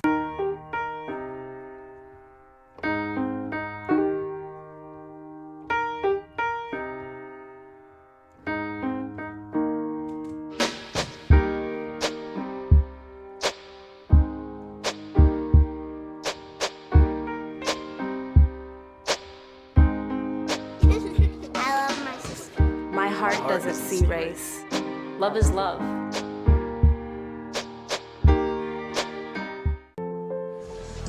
We're back here at halftime where the College of Staten Island leads Wagner College by a score of 29-25. Dolphins have led in this one by as many as 16. Wagner able to come back with a 12-0 run to finish the first half to cut the Dolphin lead down to 4 points. And we're pleased to be joined for his first Sportsnet interview, the new head basketball coach for the men, TJ Tibbs. TJ, first, congratulations and welcome to CSI Sportsnet. Thanks for having me, Mike. You know, you're the biggest CSI fan that we have, so it's definitely an honor to be on Sportsnet. Coach, first let's talk about how does it feel to replace a head basketball coach that has won over 300 games? Can't replace him. That's the first thing. I'm very honored to be in a position, something that Tony's held for a long time, and other people who have been great in the coaching position as well. But I was very honored that I was selected to come back home and to lead such a great program. And I'm just really excited to just continue the season with a great group of guys that we have. Coach, the team is off to a 1-3 start. You guys played very well in the tournament on the road against Lebanon Valley College. How do you feel this season has gone so far? I think the season has gone great. We have a lot of young guys, a lot of guys who are stepping into different roles. We're going to grow every day. It's going to be a challenge every single game, but I'm really confident in the guys that we have on the roster. Coach, it seems like you have a lot of new freshman talent on this team, and you have to go through a little bit of the growing pain with those freshmen. How do you feel the freshman players have played so far? I think they've been excellent. I think the one thing they got to get out of their mind is that they have to score a certain amount of points, or they have to have a certain amount of statistics to be able to have an impact on the game. The biggest adjustment in the college level is playing defense, and I think they're doing a phenomenal job, especially with playing a little different defensively. So they'll get better every game. They just have to adjust and stay confident. Coach, the team is missing a couple of their veteran players. Eden Bracic hasn't played yet. Robert Rossiter hasn't played yet. How is the team adjusting to those two veterans being out of the starting lineup? Honestly, they've been out for so long, and we have so many new faces that it's almost like they're not on our team. They've been both hurt for a long time. Eden's a little closer to coming back, but I think when they come back, it's just going to be, like adding people in the mid-semester or whatever it may be. They're going to be a welcome addition, but right now, like I tell the guys, we have enough to win every game that's on our schedule. We just have to play very hard, very disciplined, and pay attention to details, and we still have enough to get it done. Coach, the team has been on the road all 3 games so far. You're going to go on the road tomorrow. It doesn't get any easier. Division I Wagner College. Yeah, Coach Mason has done a terrific job since he's gotten hired. They've been one of the top 2 teams in the NEC since he's been hired in the regular season. We're going to see a really physical team, a really disciplined team, a well-coached team, and of course it's a Tuesday before Thanksgiving. Wednesday kicks off high school basketball in Staten Island, so it's just a great thing to do for Staten Island. It's great to have Wagner come down here for the women's game. It's just a great atmosphere, and it'll be a good experience for my kids. Coach, the team gets a little bit of a break after the game against Wagner College. You don't have another game for 8 days. What do you do during those 8 days to get the team more prepared as you get ready to just about start the conference schedule? Well, the number one thing is to eat on Thursday, to enjoy Thanksgiving with families. Everybody can use a nice little break. But just we're focusing on the basics. We want to learn, we want to grow, but I tell the guys it's a lot better to learn and grow during wins. I don't want to have to learn the losses. So when we get back to practice, we'll be still beating on the basics. We'll be looking for guys to come in and get time on their own since they'll be off of school. And just take it day by day and prepare for a very tough Stevens team. Thanks for giving us a couple of minutes, Coach, and we hope we're going to have you on a lot during the course of this season. Hope so as well. Thanks for having me. Go Dolphins. Thank you. That's head men's basketball coach TJ Tibbs. Nice enough to take a couple of minutes to join us. We're going to step aside and take a break here for just a minute, and then we'll be back with halftime statistics and get you ready for the start of the second half. You're watching men's basketball coverage right here on CSI Sportsnet, CSIDolphins.com.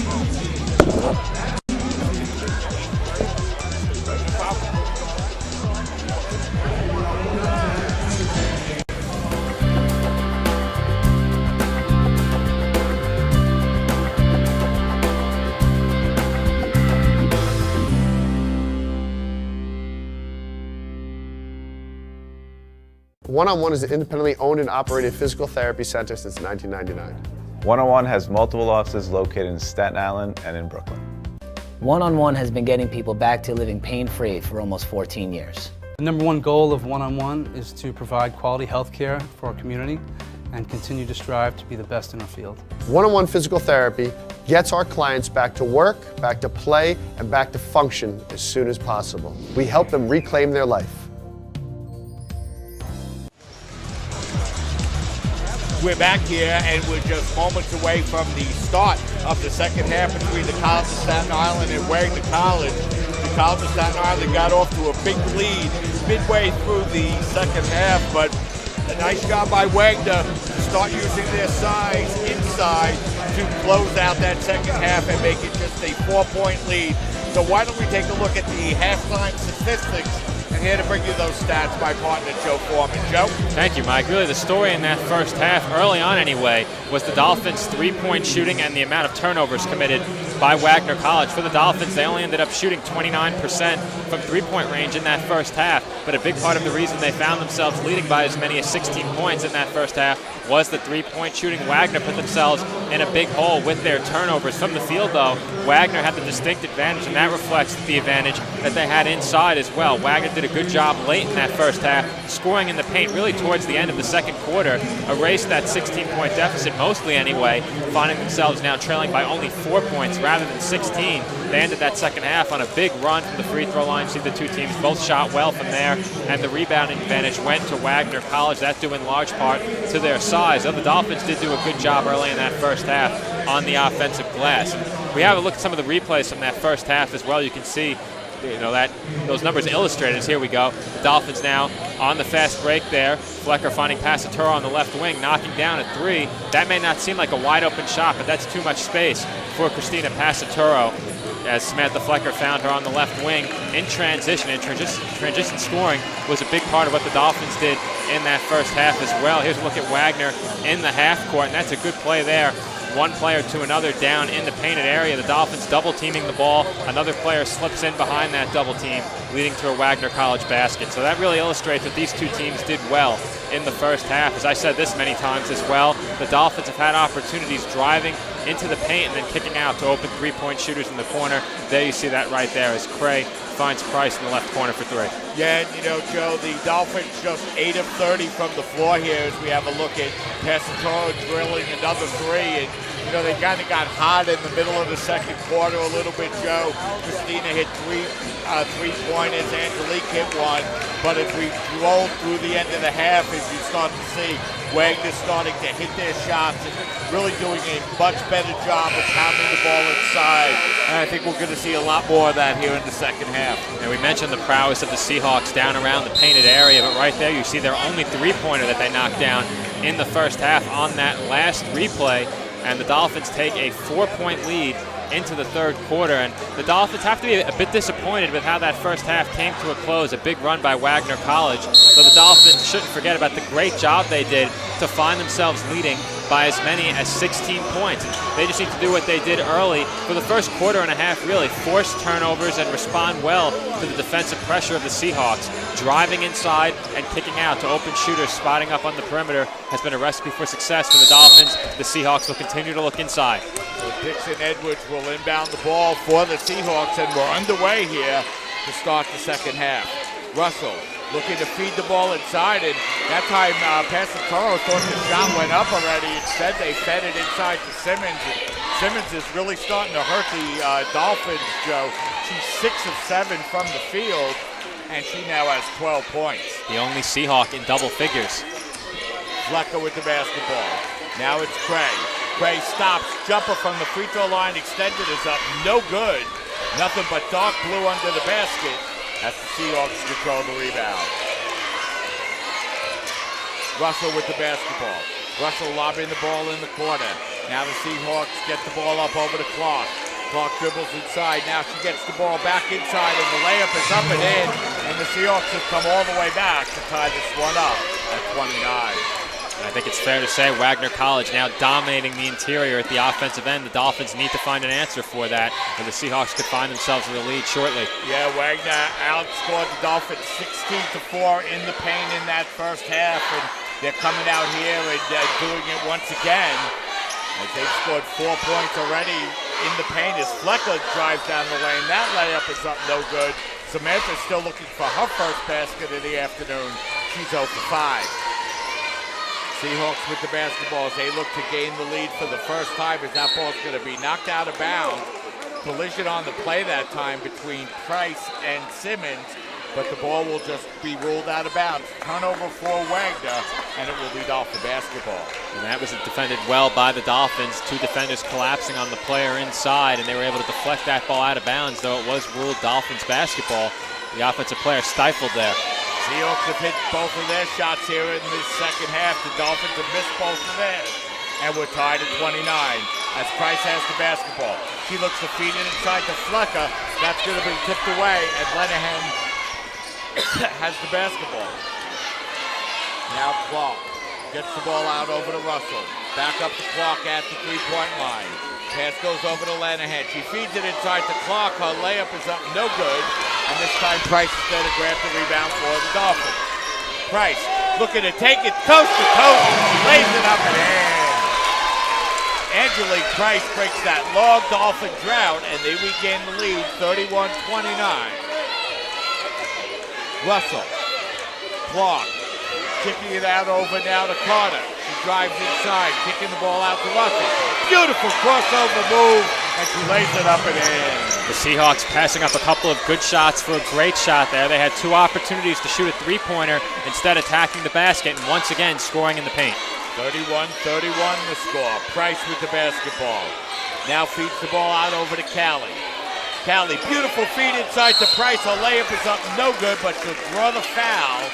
That foul should be on Tanisha Russell, and that'll be her first, team's first, and that should send Angelique Price to the line to shoot 2.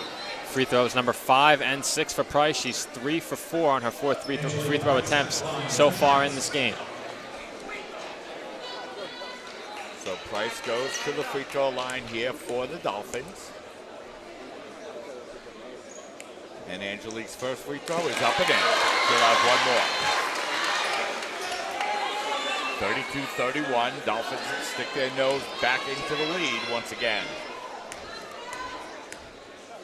One more free throw upcoming here for Price. Low scoring affair so far. And Angelique hits them both and gives the Dolphins a 2-point lead. Russell bringing the ball up the floor. Craig picking her up in the backcourt. Russell looking to feed it inside. Instead it's stolen by Flecker. 3-on-2 for the Dolphins. Flecker going coast to coast, but she'll draw the offensive foul. So that time Flecker tried to take it all the way, Joe, but got in a little too deep and got called for the offensive foul. And that was a 3-on-2 fast break opportunity in transition off of the turnover for the Dolphins, and the Dolphins simply didn't utilize the numbers there. Flecker had options to pass the ball. Could have even maybe stopped and taken a more, or I should say a less difficult mid-range shot, an easier shot to knock down. Instead, commits the offensive foul, but the Dolphins need to try and make the most of their numbers in transition. They failed to do so there. So 6:51 remaining here as Diana Tadaro will check back in for the Dolphins. She's going to replace Samantha Flecker, and Flecker really struggling to score here, Joe, for the Dolphins. Has not hit a shot from the field. And she exits because of 3 personal fouls, and the Dolphins will be without their best rebounder. And the Dolphins already shorthanded to begin with, and it looks like Tadaro's going to get called for the foul. And boy, it looked like the Wagner player stuck a little bit of an elbow out driving across the baseline. Instead, the foul gets called on Tadaro for Diana. That's going to be her second team foul for the Dolphins. Wagner lobbing the ball inside to Clark, and a floater is up and in. So Clark with 12. As the Dolphins turn the ball over once again. Simmons with 12. They have 24 of the 33 Wagner points. At that time, Simmons misses the layup. Pesatoro feeding it ahead of the field to Callie. Her shot is up, no good. As Callie was knocked to the floor, nothing called. And instead, we're going to have a foul called on the Dolphins. As Darrow picks up 2 quick fouls since entering the game, and she now has 3 for the Dolphins as well. It's been a really rough go of it for the Dolphins now over about the last 8 minutes of gameplay or so. They're really struggling to find openings at the offensive end, and right now the Seahawks are exploiting them inside. Now without Samantha Flecker to help them on the boards, they're looking to Tadaro, who now has 3 fouls of her own. As Wagner looks to break through the Dolphins press, they feed it to Lanahan. Her open 3-pointer is up, no good. Wagner able to touch the rebound but not control it, and now it's Pesatoro.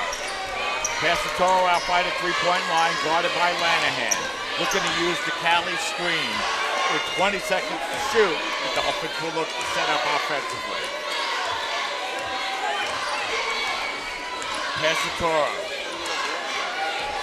with 9 seconds to shoot. She puts up the 3-pointer. That's going to be no good, out of bounds. Christina now 4 of 9, 4 of 10 on the afternoon. And we'll have a 30-second timeout, Joe, so we'll keep it right here. And I mentioned earlier in the game, back in the first quarter, the Dolphins were a bit stagnant on the offensive end, and right now they look to be similarly stagnant. Once again, as you see head coach Tim Shanahan talking to his team in the huddle, and he has to be telling them right now to try and find those good open looks that they found really from about midway through the first quarter onward through about midway into the second quarter. A lot of open shots for the Dolphins during that time. As you get a look at an emphatic rejection there on the fast break. Callie receiving the outlet pass. She was actually down on the court. She was knocked down on the previous possession when the Dolphins turned it over, and then when she got back up to her feet, the Dolphins had stolen the ball and had an opportunity there to score off of a turnover once again. Unfortunately for them, they failed to do so, and right now they're really struggling to find any openings at all off of turnovers or in the half court, and they'll need to change that.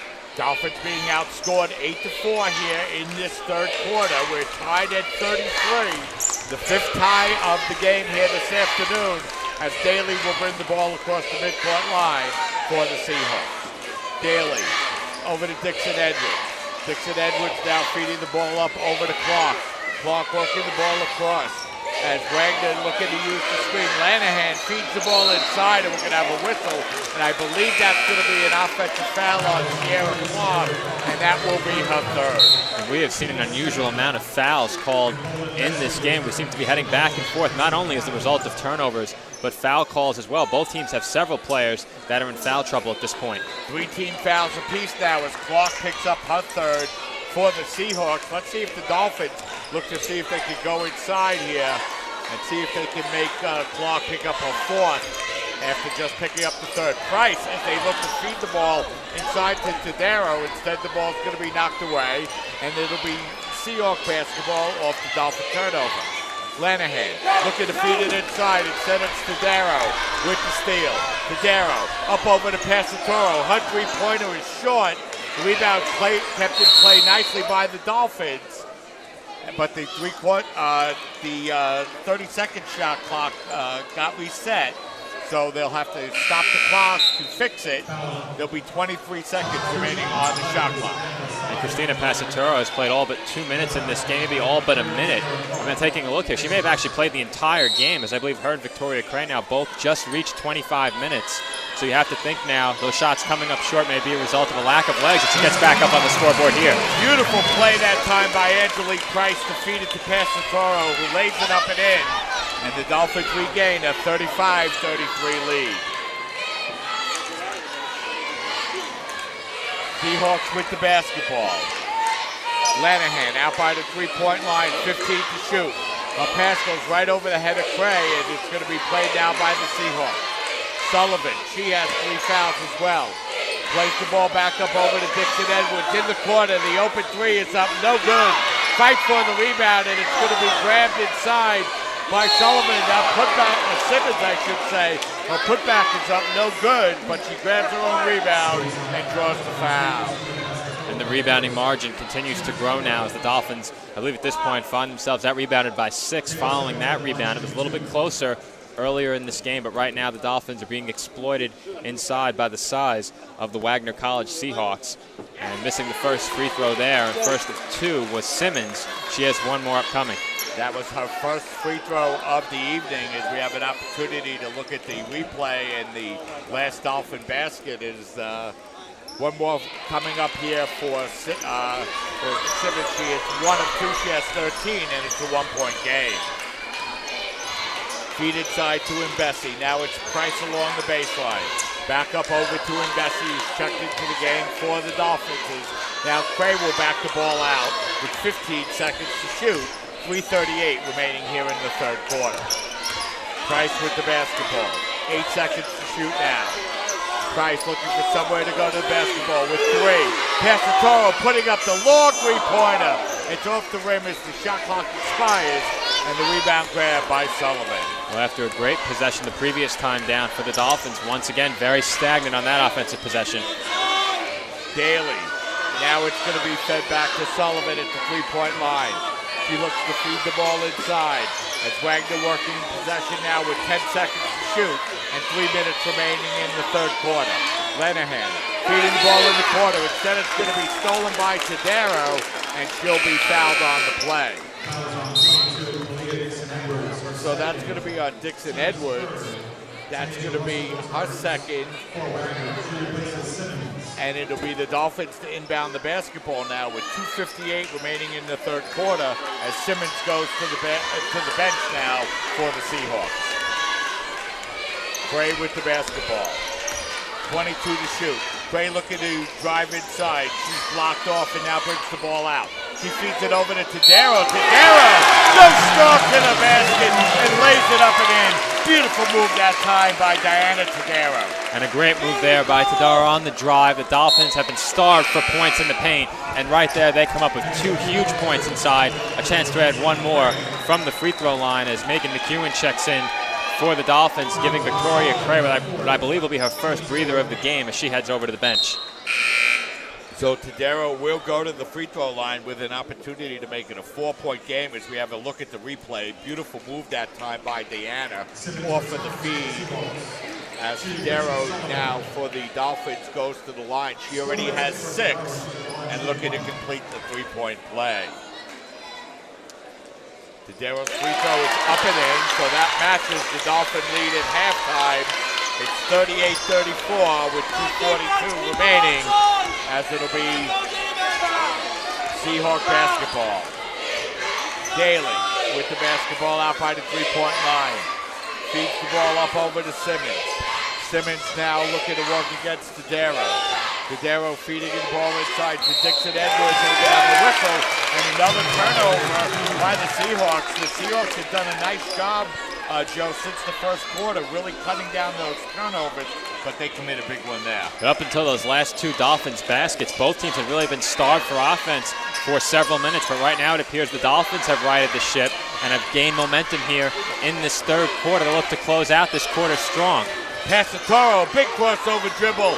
She drives inside, it's up no good, but once again it's Diana Tadero driving to the basket, drawing the foul and getting to go to the free throw line. And Diana Tadero has probably been the best player out on the floor, Joe, for the in the third quarter. I should say, for the Dolphins this afternoon. And she's been a catalyst off the bench for CSI, both on the boards and scoring the basketball.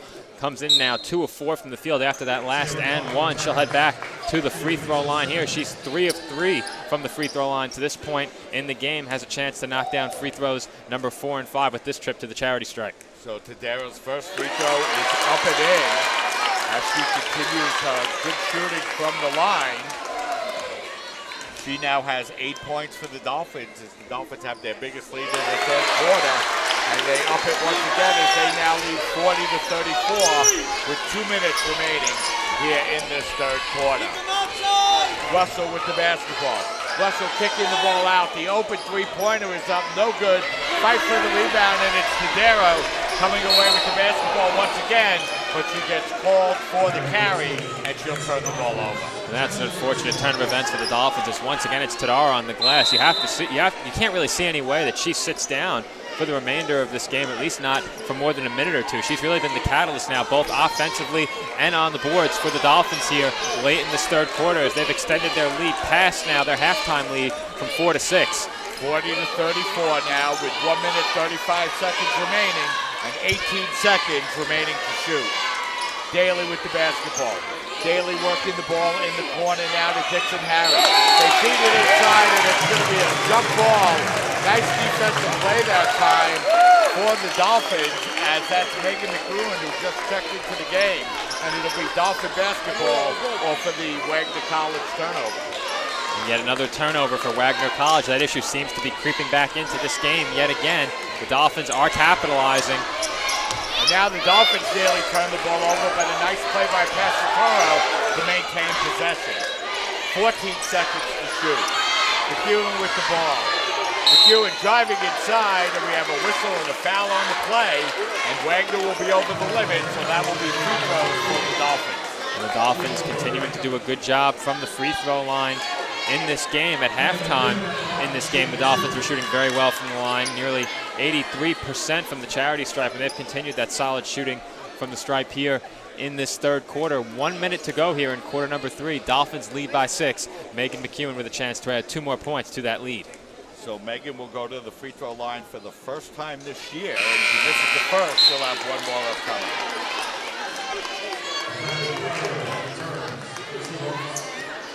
So 1 more free throw upcoming here for Megan as the Dolphins have a 6-point lead. Second free throw is up and in. The Dolphins now 14 of 17 from the line, Joe, and that's helped them with their 7-point lead. It certainly has, and we saw this game, a 4-point game at halftime. Wagner College came out strong and tied it. The Dolphins now back up by 7, force yet another turnover, and that's been the difference here in this third quarter yet again. In the first quarter, it was turnovers. In the early portion of the second quarter, it was turnovers that propelled the Dolphins into the lead, a 16-point lead at its largest, and now here in the third quarter find themselves back up by 7, as we'll take a break and return with the Dolphins leading by 7.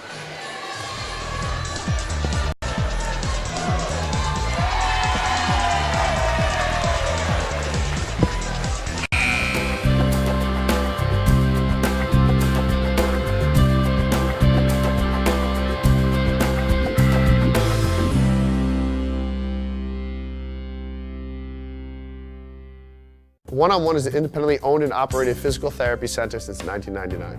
One-on-One has multiple offices located in Staten Island and in Brooklyn. One-on-One has been getting people back to living pain-free for almost 14 years. The number one goal of One-on-One is to provide quality health care for our community and continue to strive to be the best in our field. One-on-One physical therapy. We're back, under a minute remaining. Dolphins with the basketball and a 7-point lead as it's past Toro with 20 seconds to shoot and 41 seconds remaining here in the third quarter. Passatoro now feeding it over to McEwen.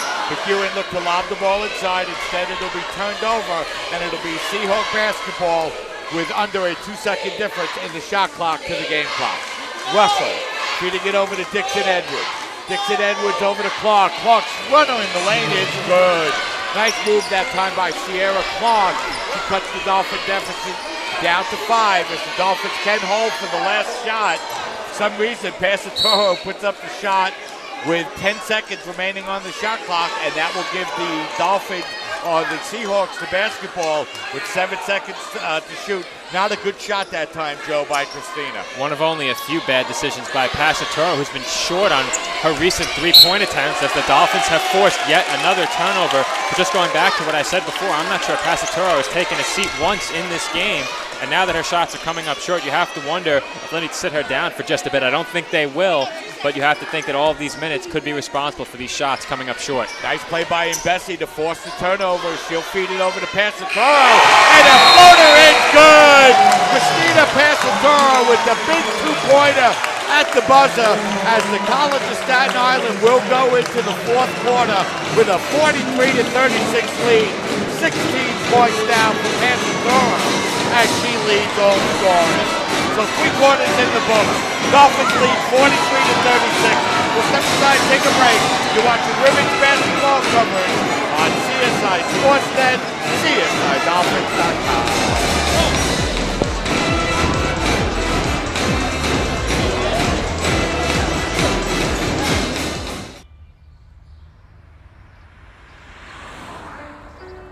It's harder whenever there's a bigger group.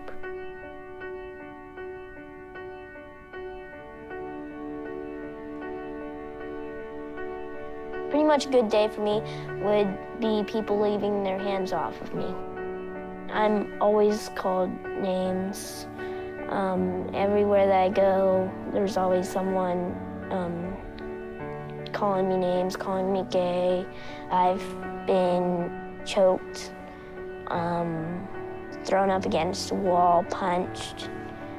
Nobody's ever tried to help me.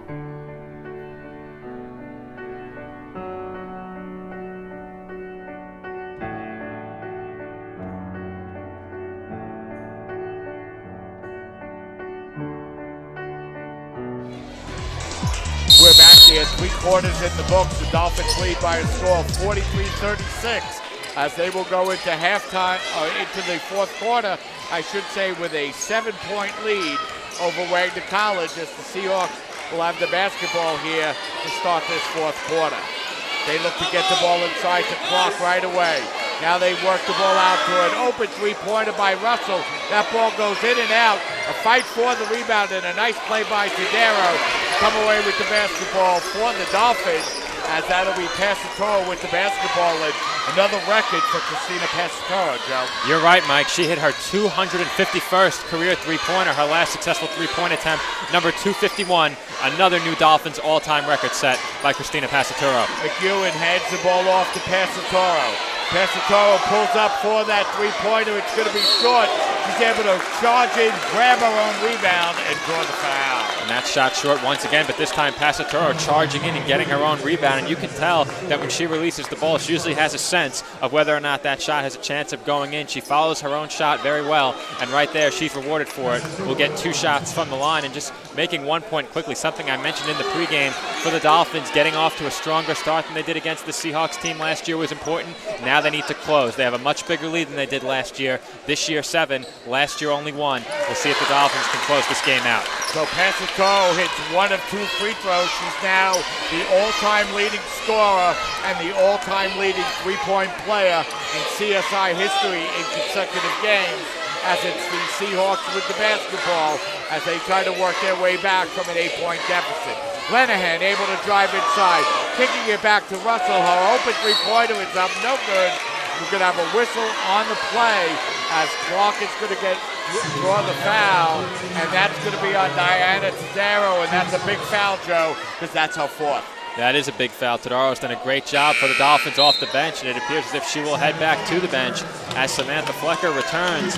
Flecker normally gives the Dolphins good scoring production and good production on the boards. The scoring hasn't been there today. We'll see if she can add to her scoring total of only 2 points here in this 4th quarter. She exited earlier with foul trouble. Yeah, Flecker only has played 19 minutes here this afternoon as the Dolphins go for the steal. Is Price able to get her hands on the ball, but gets knocked out of bounds. So to remain Seahawk basketball, 21 seconds to shoot, 8:39 remaining here in the 4th quarter. You see your score, Dolphins 44, Wagner 36. And for the Seahawks, they've shot very poorly from three-point range. The Dolphins not too well either, but the Seahawks have made close to nothing of their open three-point attempts. Russell feeding the ball up over to Simmons. Now the jumper in the corner is good as Russell hits the basket for the Seahawks, and they draw back to within 6. McEwen with the basketball now for the Dolphins. 19 seconds remaining to shoot. Now it's Mbesi with the basketball. Mbesi looking to feed the ball inside, but a tough pass, and it's going to be stolen away by Morgan Lenahan.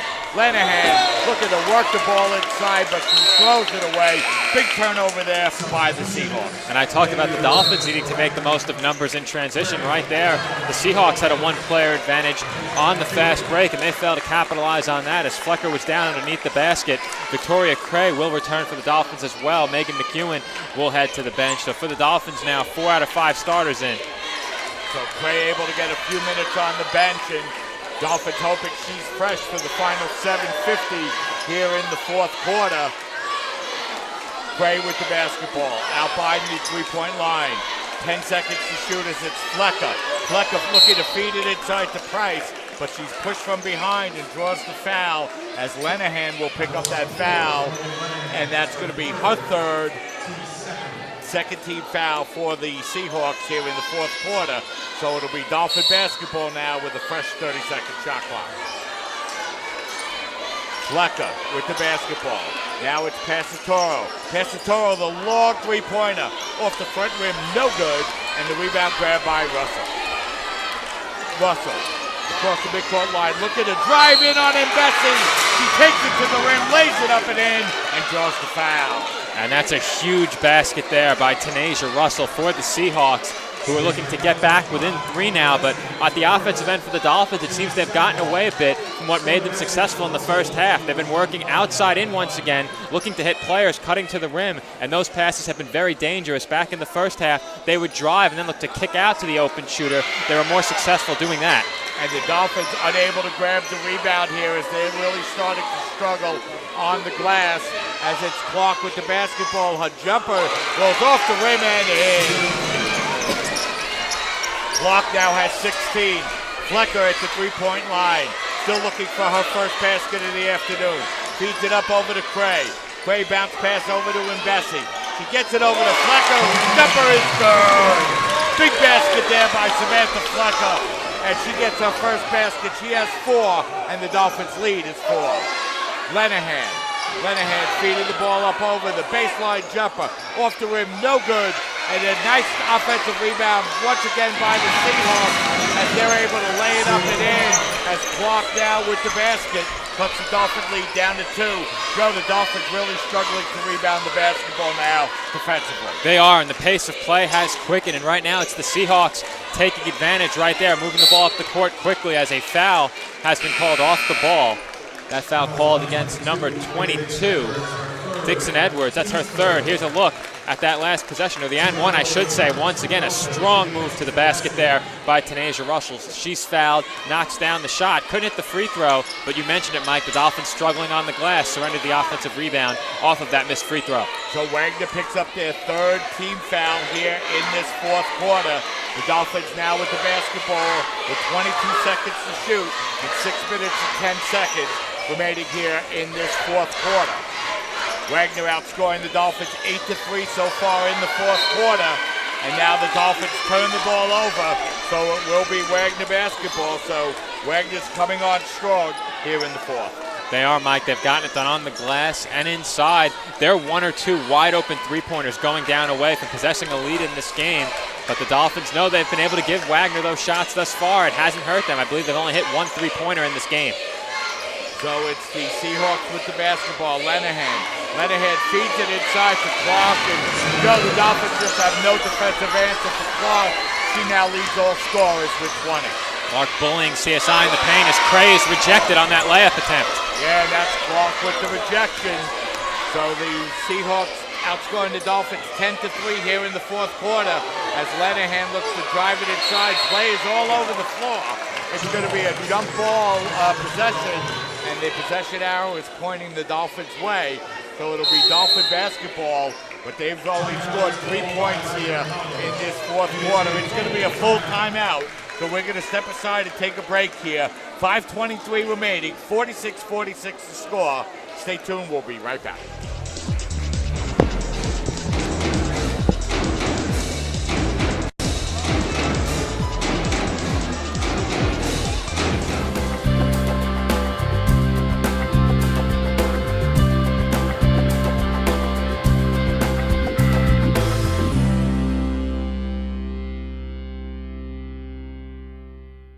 One-on-One is an independently owned and operated physical therapy center since 1999. One-on-One has multiple offices located in Staten Island and in Brooklyn.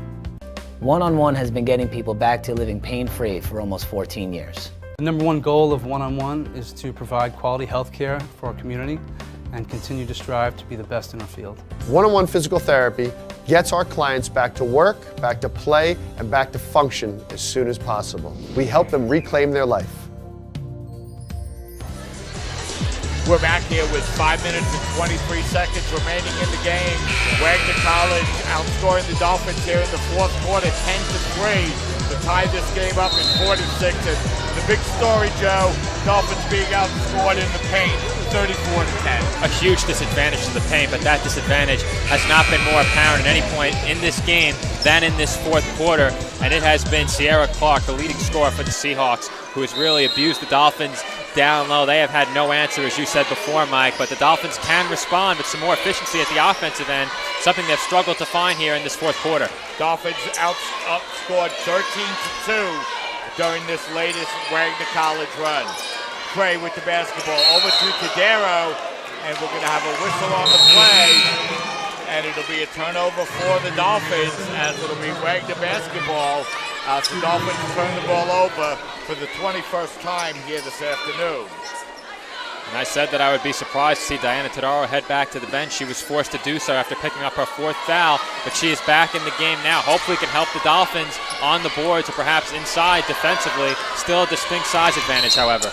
As Victoria Cray picks up a foul in the backcourt, she kind of threw her shoulder into Russell, so Victoria will get called for the foul. That'll be her second. Both teams now with 3 turnovers We're just about the midway point of the fourth quarter, 5:02 remaining. And it's been a struggle for the Dolphins offensively. They haven't had much continuity at that end of the floor, and defensively they've had trouble securing the rebound and defending the paint. A lot of issues to combat now for the Dolphins here late in this fourth quarter. Russell with the basketball over to Dixon Edwards, and we're going to have a whistle and another foul called on the Dolphins. And that's going to be on Tadero, so that's going to be 5, Joe, and that's a real tough foul to foul out of the game on. It is, Mike, and she didn't play too many minutes in this game. I believe that's 17 minutes, committing 5 personal fouls in that time, but a strong effort for Tadaro, who gave the Dolphins 9 points and 5 rebounds in those 17 minutes. They really could have used her production here down the stretch. Instead, starter Jackie Callie checks back in. Yeah, and that 5 rebounds was tied for the team lead. As Sierra Clark hits another shot, she now has 22 points, and the Seahawks have regained the lead, 48-46. Passatoro out over to Price. Price driving down the lane and lays it up and in. Beautiful move by Angelique. She has 14, and we're tied now at 48. And she's been the only Dolphin who has found any success driving to the basket, both drawing fouls and finishing at the rim. Russell with the basketball now for the Seahawks, with 4:15 remaining in the fourth quarter. And this time, Russell's going to get called for the offensive foul. That'll be her second in the team's fourth. So it'll be Dolphin ball off of the Seahawks turnover. They now have 31 on the afternoon, and Victoria Cray will bring the ball across the midcourt line for the Dolphins. Now Callie. Callie bounce pass goes up over to Passatoro. Dolphins with 15 seconds remaining on the shot clock. Passatoro working against Simmons. Passatoro out by the three-point line. Now hands the ball off to Flecker. Flecker with 5. Flecker driving down the lane, and a floater is up and in. Beautiful move by Samantha Flecker to give the Dolphins a 50-48 lead. A huge pair of baskets for Flecker here in this fourth quarter. Both have given the Dolphins a 2-point lead after the Seahawks came back to tie the game. A beautiful feed inside that time to a wide-open Simmons who lays it up and in to tie the game up at 50. Now Cray's pass is going to be stolen, so off the turnover, it'll be Wagner ball. A nice play by Simmons to score the basket and come back and force the turnover. Dixon Harris drives inside and draws the foul. Dixon Edwards, I should say, for the Seahawks. That is the Dolphins' 15th foul, so either way, she was headed to the line. But I should mention on the topic of fouls, there are 3 players for the Seahawks right now with 4 fouls. Sullivan, Simmons, and Daly, all with 4 fouls for Wagner College here late in this fourth quarter now. 3:11 on the game clock as Dixon Edwards misses the first free throw. So Dixon Edwards misses the first. She came into the game shooting 1 of 2 from the free throw line. Her second free throw is up, no good. And that ball is Wagner College basketball. Boy, looked like a Seahawk might have been over the back on that play, Joe. Instead, it ends up with Wagner with the basketball. And the Dolphins allowed an offensive rebound off of a missed free throw earlier. As Clark able to drive down the lane, that shot is up, no good. And this time, Price able to come away with the basketball with 3 minutes remaining in the fourth quarter. Price kicking it in the corner to a wide-open Cray. A three-pointer is up, no good. Nice play that time by Price, but Cray can't hit the open three-pointer. Kick out into the corner with the open shot once again for the Dolphins. Russell's pass is going to be stolen away by Passatoro, and she'll draw the foul. And that's going to be on Russell. That will be her third, but the 15th foul on the Seahawks, and that will send Christina Passatoro to the free throw line to shoot 2 with an opportunity to give the Dolphins the lead. And not a smart foul there by the Seahawks, Mike. Passatoro had just crossed half court, and I don't think the Dolphins had numbers there in transition. Instead, now you send Christina Passatoro to the line for 2 shots, the first of which she knocks down to give the Dolphins the lead with 2:41 to go in the game. Christina now 2 of 3 from the line here this afternoon. She leads the Dolphins in scoring with 18 points, and she re-gives the Dolphins a 51-50 lead. She hits them both, 2 big free throws by Christina, and the Dolphins now lead 52-50. Long pass It's going to be played by Clark. It's dribbled out of bounds, and it'll be Dolphins basketball. Great defensive play that time by Samantha Flecker. And Samantha Flecker's had a big fourth quarter for the Dolphins at the offensive end, hit 2 huge shots for them to give them the lead back, and a strong defensive effort there to prevent Clark from getting an easy basket. Dolphins with the basketball at a 2-point lead with 2 minutes and 25 seconds remaining here in this fourth quarter. Price with the basketball, dribbles it off the foot of the Seahawk defender, so it'll remain Dolphin basketball. 14 seconds to shoot, 2:22 remaining here in the fourth quarter. Gray with the basketball, gets it inbounds to Passatore now. Christina now working against Sullivan, drives inside, a layup is up, no good. Rebound tipped around, and Lanahan grabs it for the Seahawks.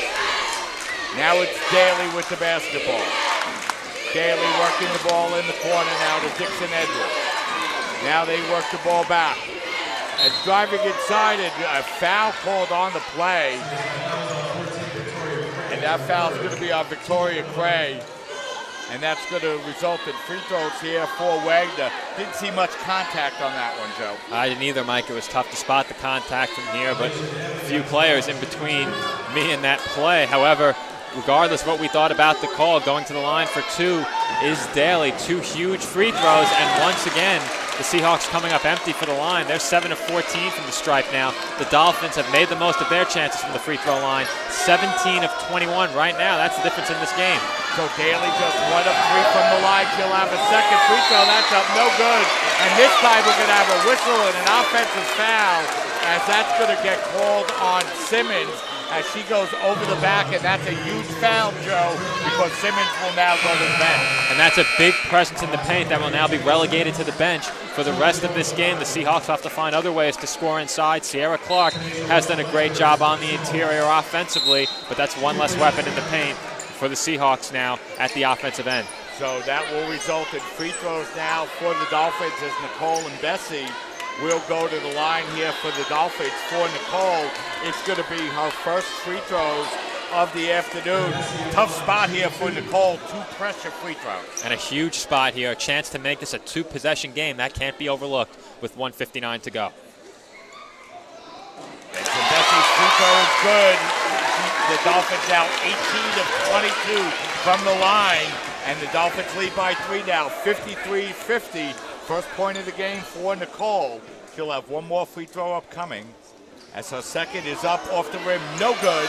And the rebound grab by Wagner, and here come the Seahawks. Russell working the ball back. Now it's going to be fed back now as the Seahawks work the ball around to Russell. Russell's jumper from the free throw line extended is good. Russell now has 11. She's in double figures, and the Dolphin lead is down to 1 with 1:35 remaining in the game. Gray with the basketball for the Dolphins. Dolphins need a good possession here. Gray using the Passatore screen. Gray looking to work against Dixon Edwards, now feeds it over to Price with 8 seconds on the shot clock. She loses possession over to Passatore now with 5. Passatore looking for somewhere. She hoists up a 3-pointer, that's going to be no good, and the rebound's going to be grabbed by the Seahawks, who are down by 1 with 1:04 remaining. They have an opportunity to take the lead. Russell, jumper from the free throw line is up, no good. Fight for the rebound, and we're going to have a whistle, and it's going to be a foul on Gray. And once again, Joe, the Dolphins can't grab the big defensive rebound, and that's going to result in free throws for the Seahawks. And that's really what's allowed the Seahawks to hang around here in this fourth quarter. So many second chances, some of which came off of a missed free throw opportunity. They haven't done well from the free throw line here. If that trend continues, the Dolphins will have a chance to take the lead. Should they tie this game with the second free throw now, after missing the first, the Dolphins may get possession back with the lead. Taking the second free throw is Elijah Daly. So Daly's second free throw upcoming. She's 1 of 5 from the line, and her second free throw is up, no good. But once again, the Dolphins cannot grab the rebound, as the layup is going to be put up and in by Clark. She has 24, and the Dolphins now trail by 1. And we're going to have a whistle and a foul away from the ball. That's going to be on Lanahan, and that's going to send the Dolphins to the free throw line with an opportunity. But a couple of big offensive rebounds here for Wagner College. They've out-rebounded the Dolphins here 40-26 here this afternoon. And now it's going to be the Dolphins' Angelique Price with an opportunity to tie or give the Dolphins the lead. And we just saw the Seahawks miss a pair of high-pressure free throws. Now a pair of very high-pressure free throws for Price. Price's first free throw is around the rim and no good. The Seahawks were able to grab the rebound off the second miss and get the go-ahead basket. Now it's an opportunity for Angelique to tie the game. 47.3 seconds remaining here in the fourth quarter. Price's second free throw is up, no good. So Price misses the pair, and the Dolphins trail by one, and Price commits the foul in the backcourt. So the Dolphins can't hit their free throws, and they trail by one with just 43 seconds remaining. And they had done such a great job. At one point, where 17 of 21 from the line have now hit one of their last four. And Bessie goes 1 of 2, and Price 0 of 2. Daly back to the line for the Seahawks. She just missed a pair and knocks down the first. The Dolphins need to box out should the second free throw miss. It's Flecker and Bessie closest to the rim. Yeah, the Dolphins had a chance to go up by 4, but Bessie missed the free throw, and the Dolphins have been outscored 6-0 since that missed free throw, and they trail by 3 with 43 seconds remaining. And it's going to be a 30-second timeout here for the Dolphins. And Joe, the Dolphins had the opportunities in front of them, but missed free throws and unable to grab the offensive rebound, and they now find themselves down by 3. And the Dolphins right now find themselves trailing simply from what has occurred from the charity stripe inward. The Dolphins unable to knock down 3 of their last 4 free throws, as I just mentioned, and they've also allowed a pair of offensive rebounds off of missed free throws at the other end. The Seahawks not shooting particularly well from the line, as we get another look here at the missed free throw, rebounded by Clark, who put it back up and in, and you really can't fault Flecker completely there. She's at such a big size disadvantage. I believe 6 foot to 5'7" is the height disparity between those two players. There's not much more you can do in that situation. Good position. The ball just bounced right over to Clark, who was able to lay it up and in. But how big has Sierra Clark been for the Seahawks late in this game on the glass and inside? And do the Dolphins have an answer here at the offensive end with 43 seconds to go? So let's see what the Dolphins do as they inbound the ball now to Angelique Price.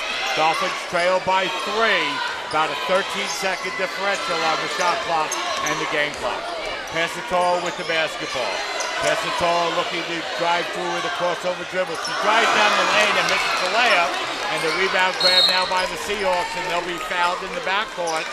So the Dolphins with a couple of big misses down the stretch, and now the Seahawks with an opportunity to take it a 2-possession game. And that's Victoria Cray's 5th foul. The Seahawks will go to the line with a chance to really put this game away, but the way free throw shooting has gone for these two teams late in this fourth quarter, you can't write the Dolphins off yet, even if the Seahawks should hit one, but you have to think a pair of free throws here might put this one on ice for Wagner College. Huge free throws upcoming. Once again, it's Daly at the line. So Daly goes to the free throw line and hits the first, and you know, Joe, the Seahawks struggled all game with their free throws, but in the last 2 minutes when they counted, they've been perfect. Free throw shooting was the difference when the Dolphins possessed the lead about midway through this quarter, and yet another offensive rebound off of a missed free throw. And you have to be so frustrated if you're a Dolphins player or a fan of this team to see this happening time and time again. But right there, another very fortunate bounce. That ball wound up ricocheting off the rim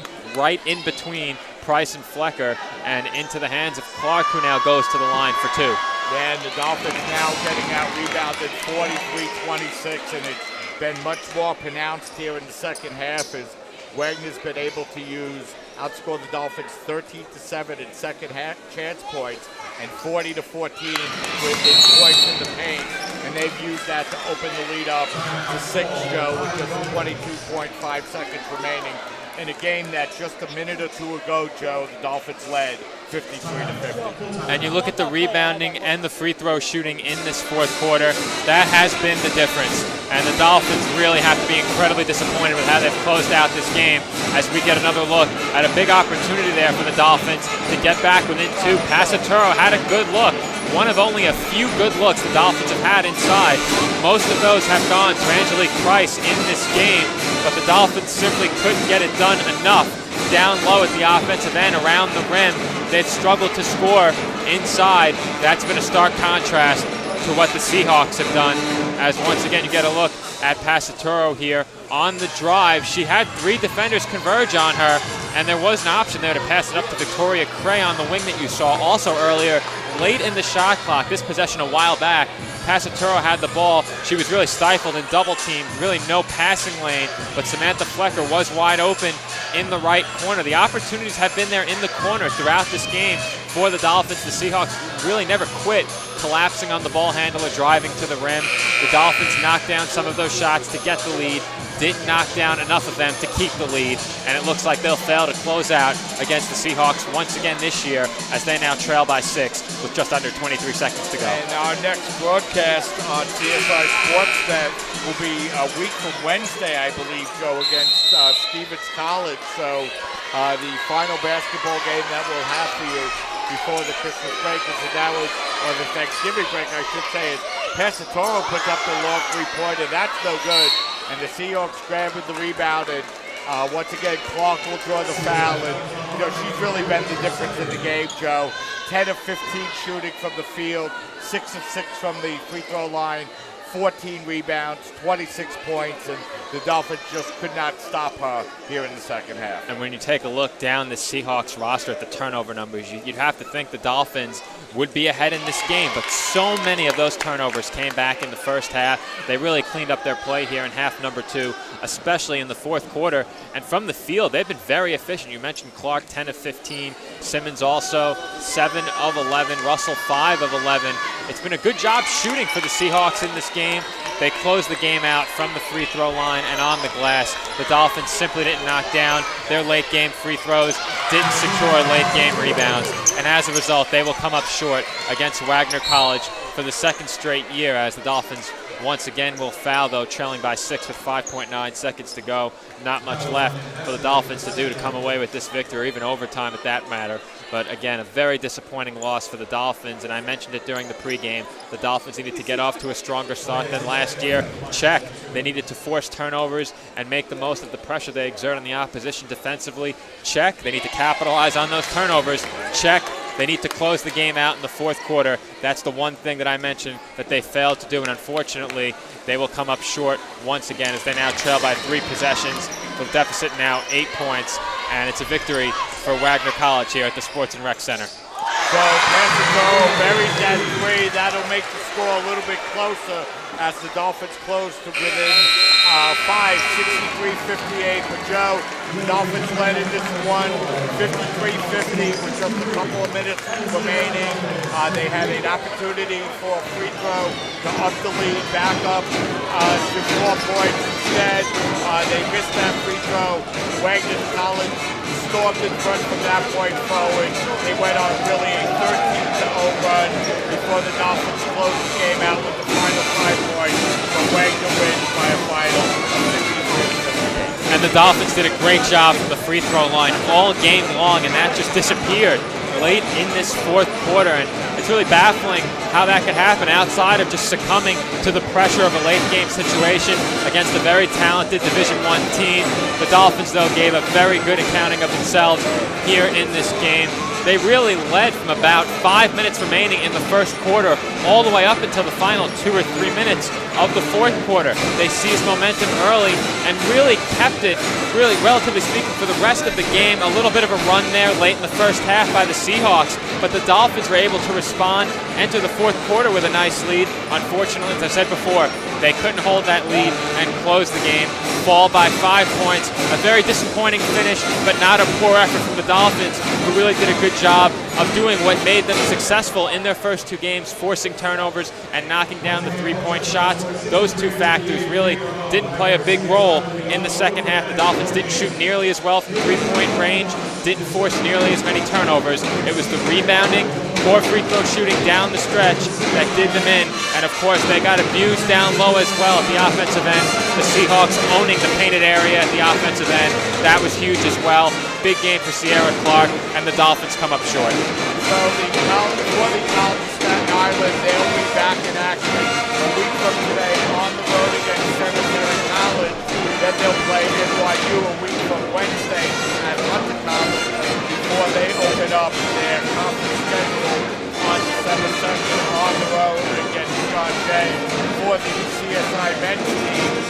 their next game will be against Stevens College right here at the Sports and Recreation Center a week from Wednesday. So that's going to wrap things up, Joe, before the Thanksgiving holidays. The College of Staten Island comes out, they win their first two games before dropping this one against Wagner College. And we just got the final stats. I'll wrap those up for you very quickly. In this game, I mentioned that the Seahawks had only hit a single three-pointer in the game. They shot 1 of 11 from downtown in this one. It was still enough to overcome the deficit. 16 of 27 from the line as opposed to 18 of 25 for the Dolphins. However, the Dolphins at one point were 17 of 21. Simply didn't close it out from three-point range. And after a fairly efficient job from downtown early in the game, things just fell apart from three-point range for the Dolphins. They finished 6 of 26 from downtown, get out rebounded overall 44 to 26. You take a look at those numbers, the free throw shooting, the three-point shooting, and the rebounding. That accounts for the Dolphins' defeat as you get a look there at the complete final stats. Also the Seahawks shooting a very efficient 47% from the field. They commit 33 turnovers, but the Dolphins still could not come away with the win. They made the most of those turnovers in the second half, but the Seahawks did a good job of limiting them in half number 2, and they come away with a victory over the Dolphins for the second straight year. Our final here tonight, the Seahawks 63 and the Dolphins 58. So that's going to wrap things up here from the CSI Sports and Recreation Center. Our next broadcast will be a week from Wednesday as we will have the men's home opener as they will get ready to face Stevens Institute of Technology. We'll be on the air 6:30, extended pregame show, opening tip at 7 p.m. So for Joe Foreman, our engineer, Arthur Kapanakis, Dave Pizzuto, and Tom Skaski, thanks for watching. Don't forget to join us next Wednesday as the College of Staten Island's men's basketball team will have their home opener as they face Stevens Institute of Technology. Once again, the final score, the College of Staten Island drops this game by a final score of 63 to 58 to Wagner College. Have a great night, everybody, and a very happy Thanksgiving, and we'll see you soon.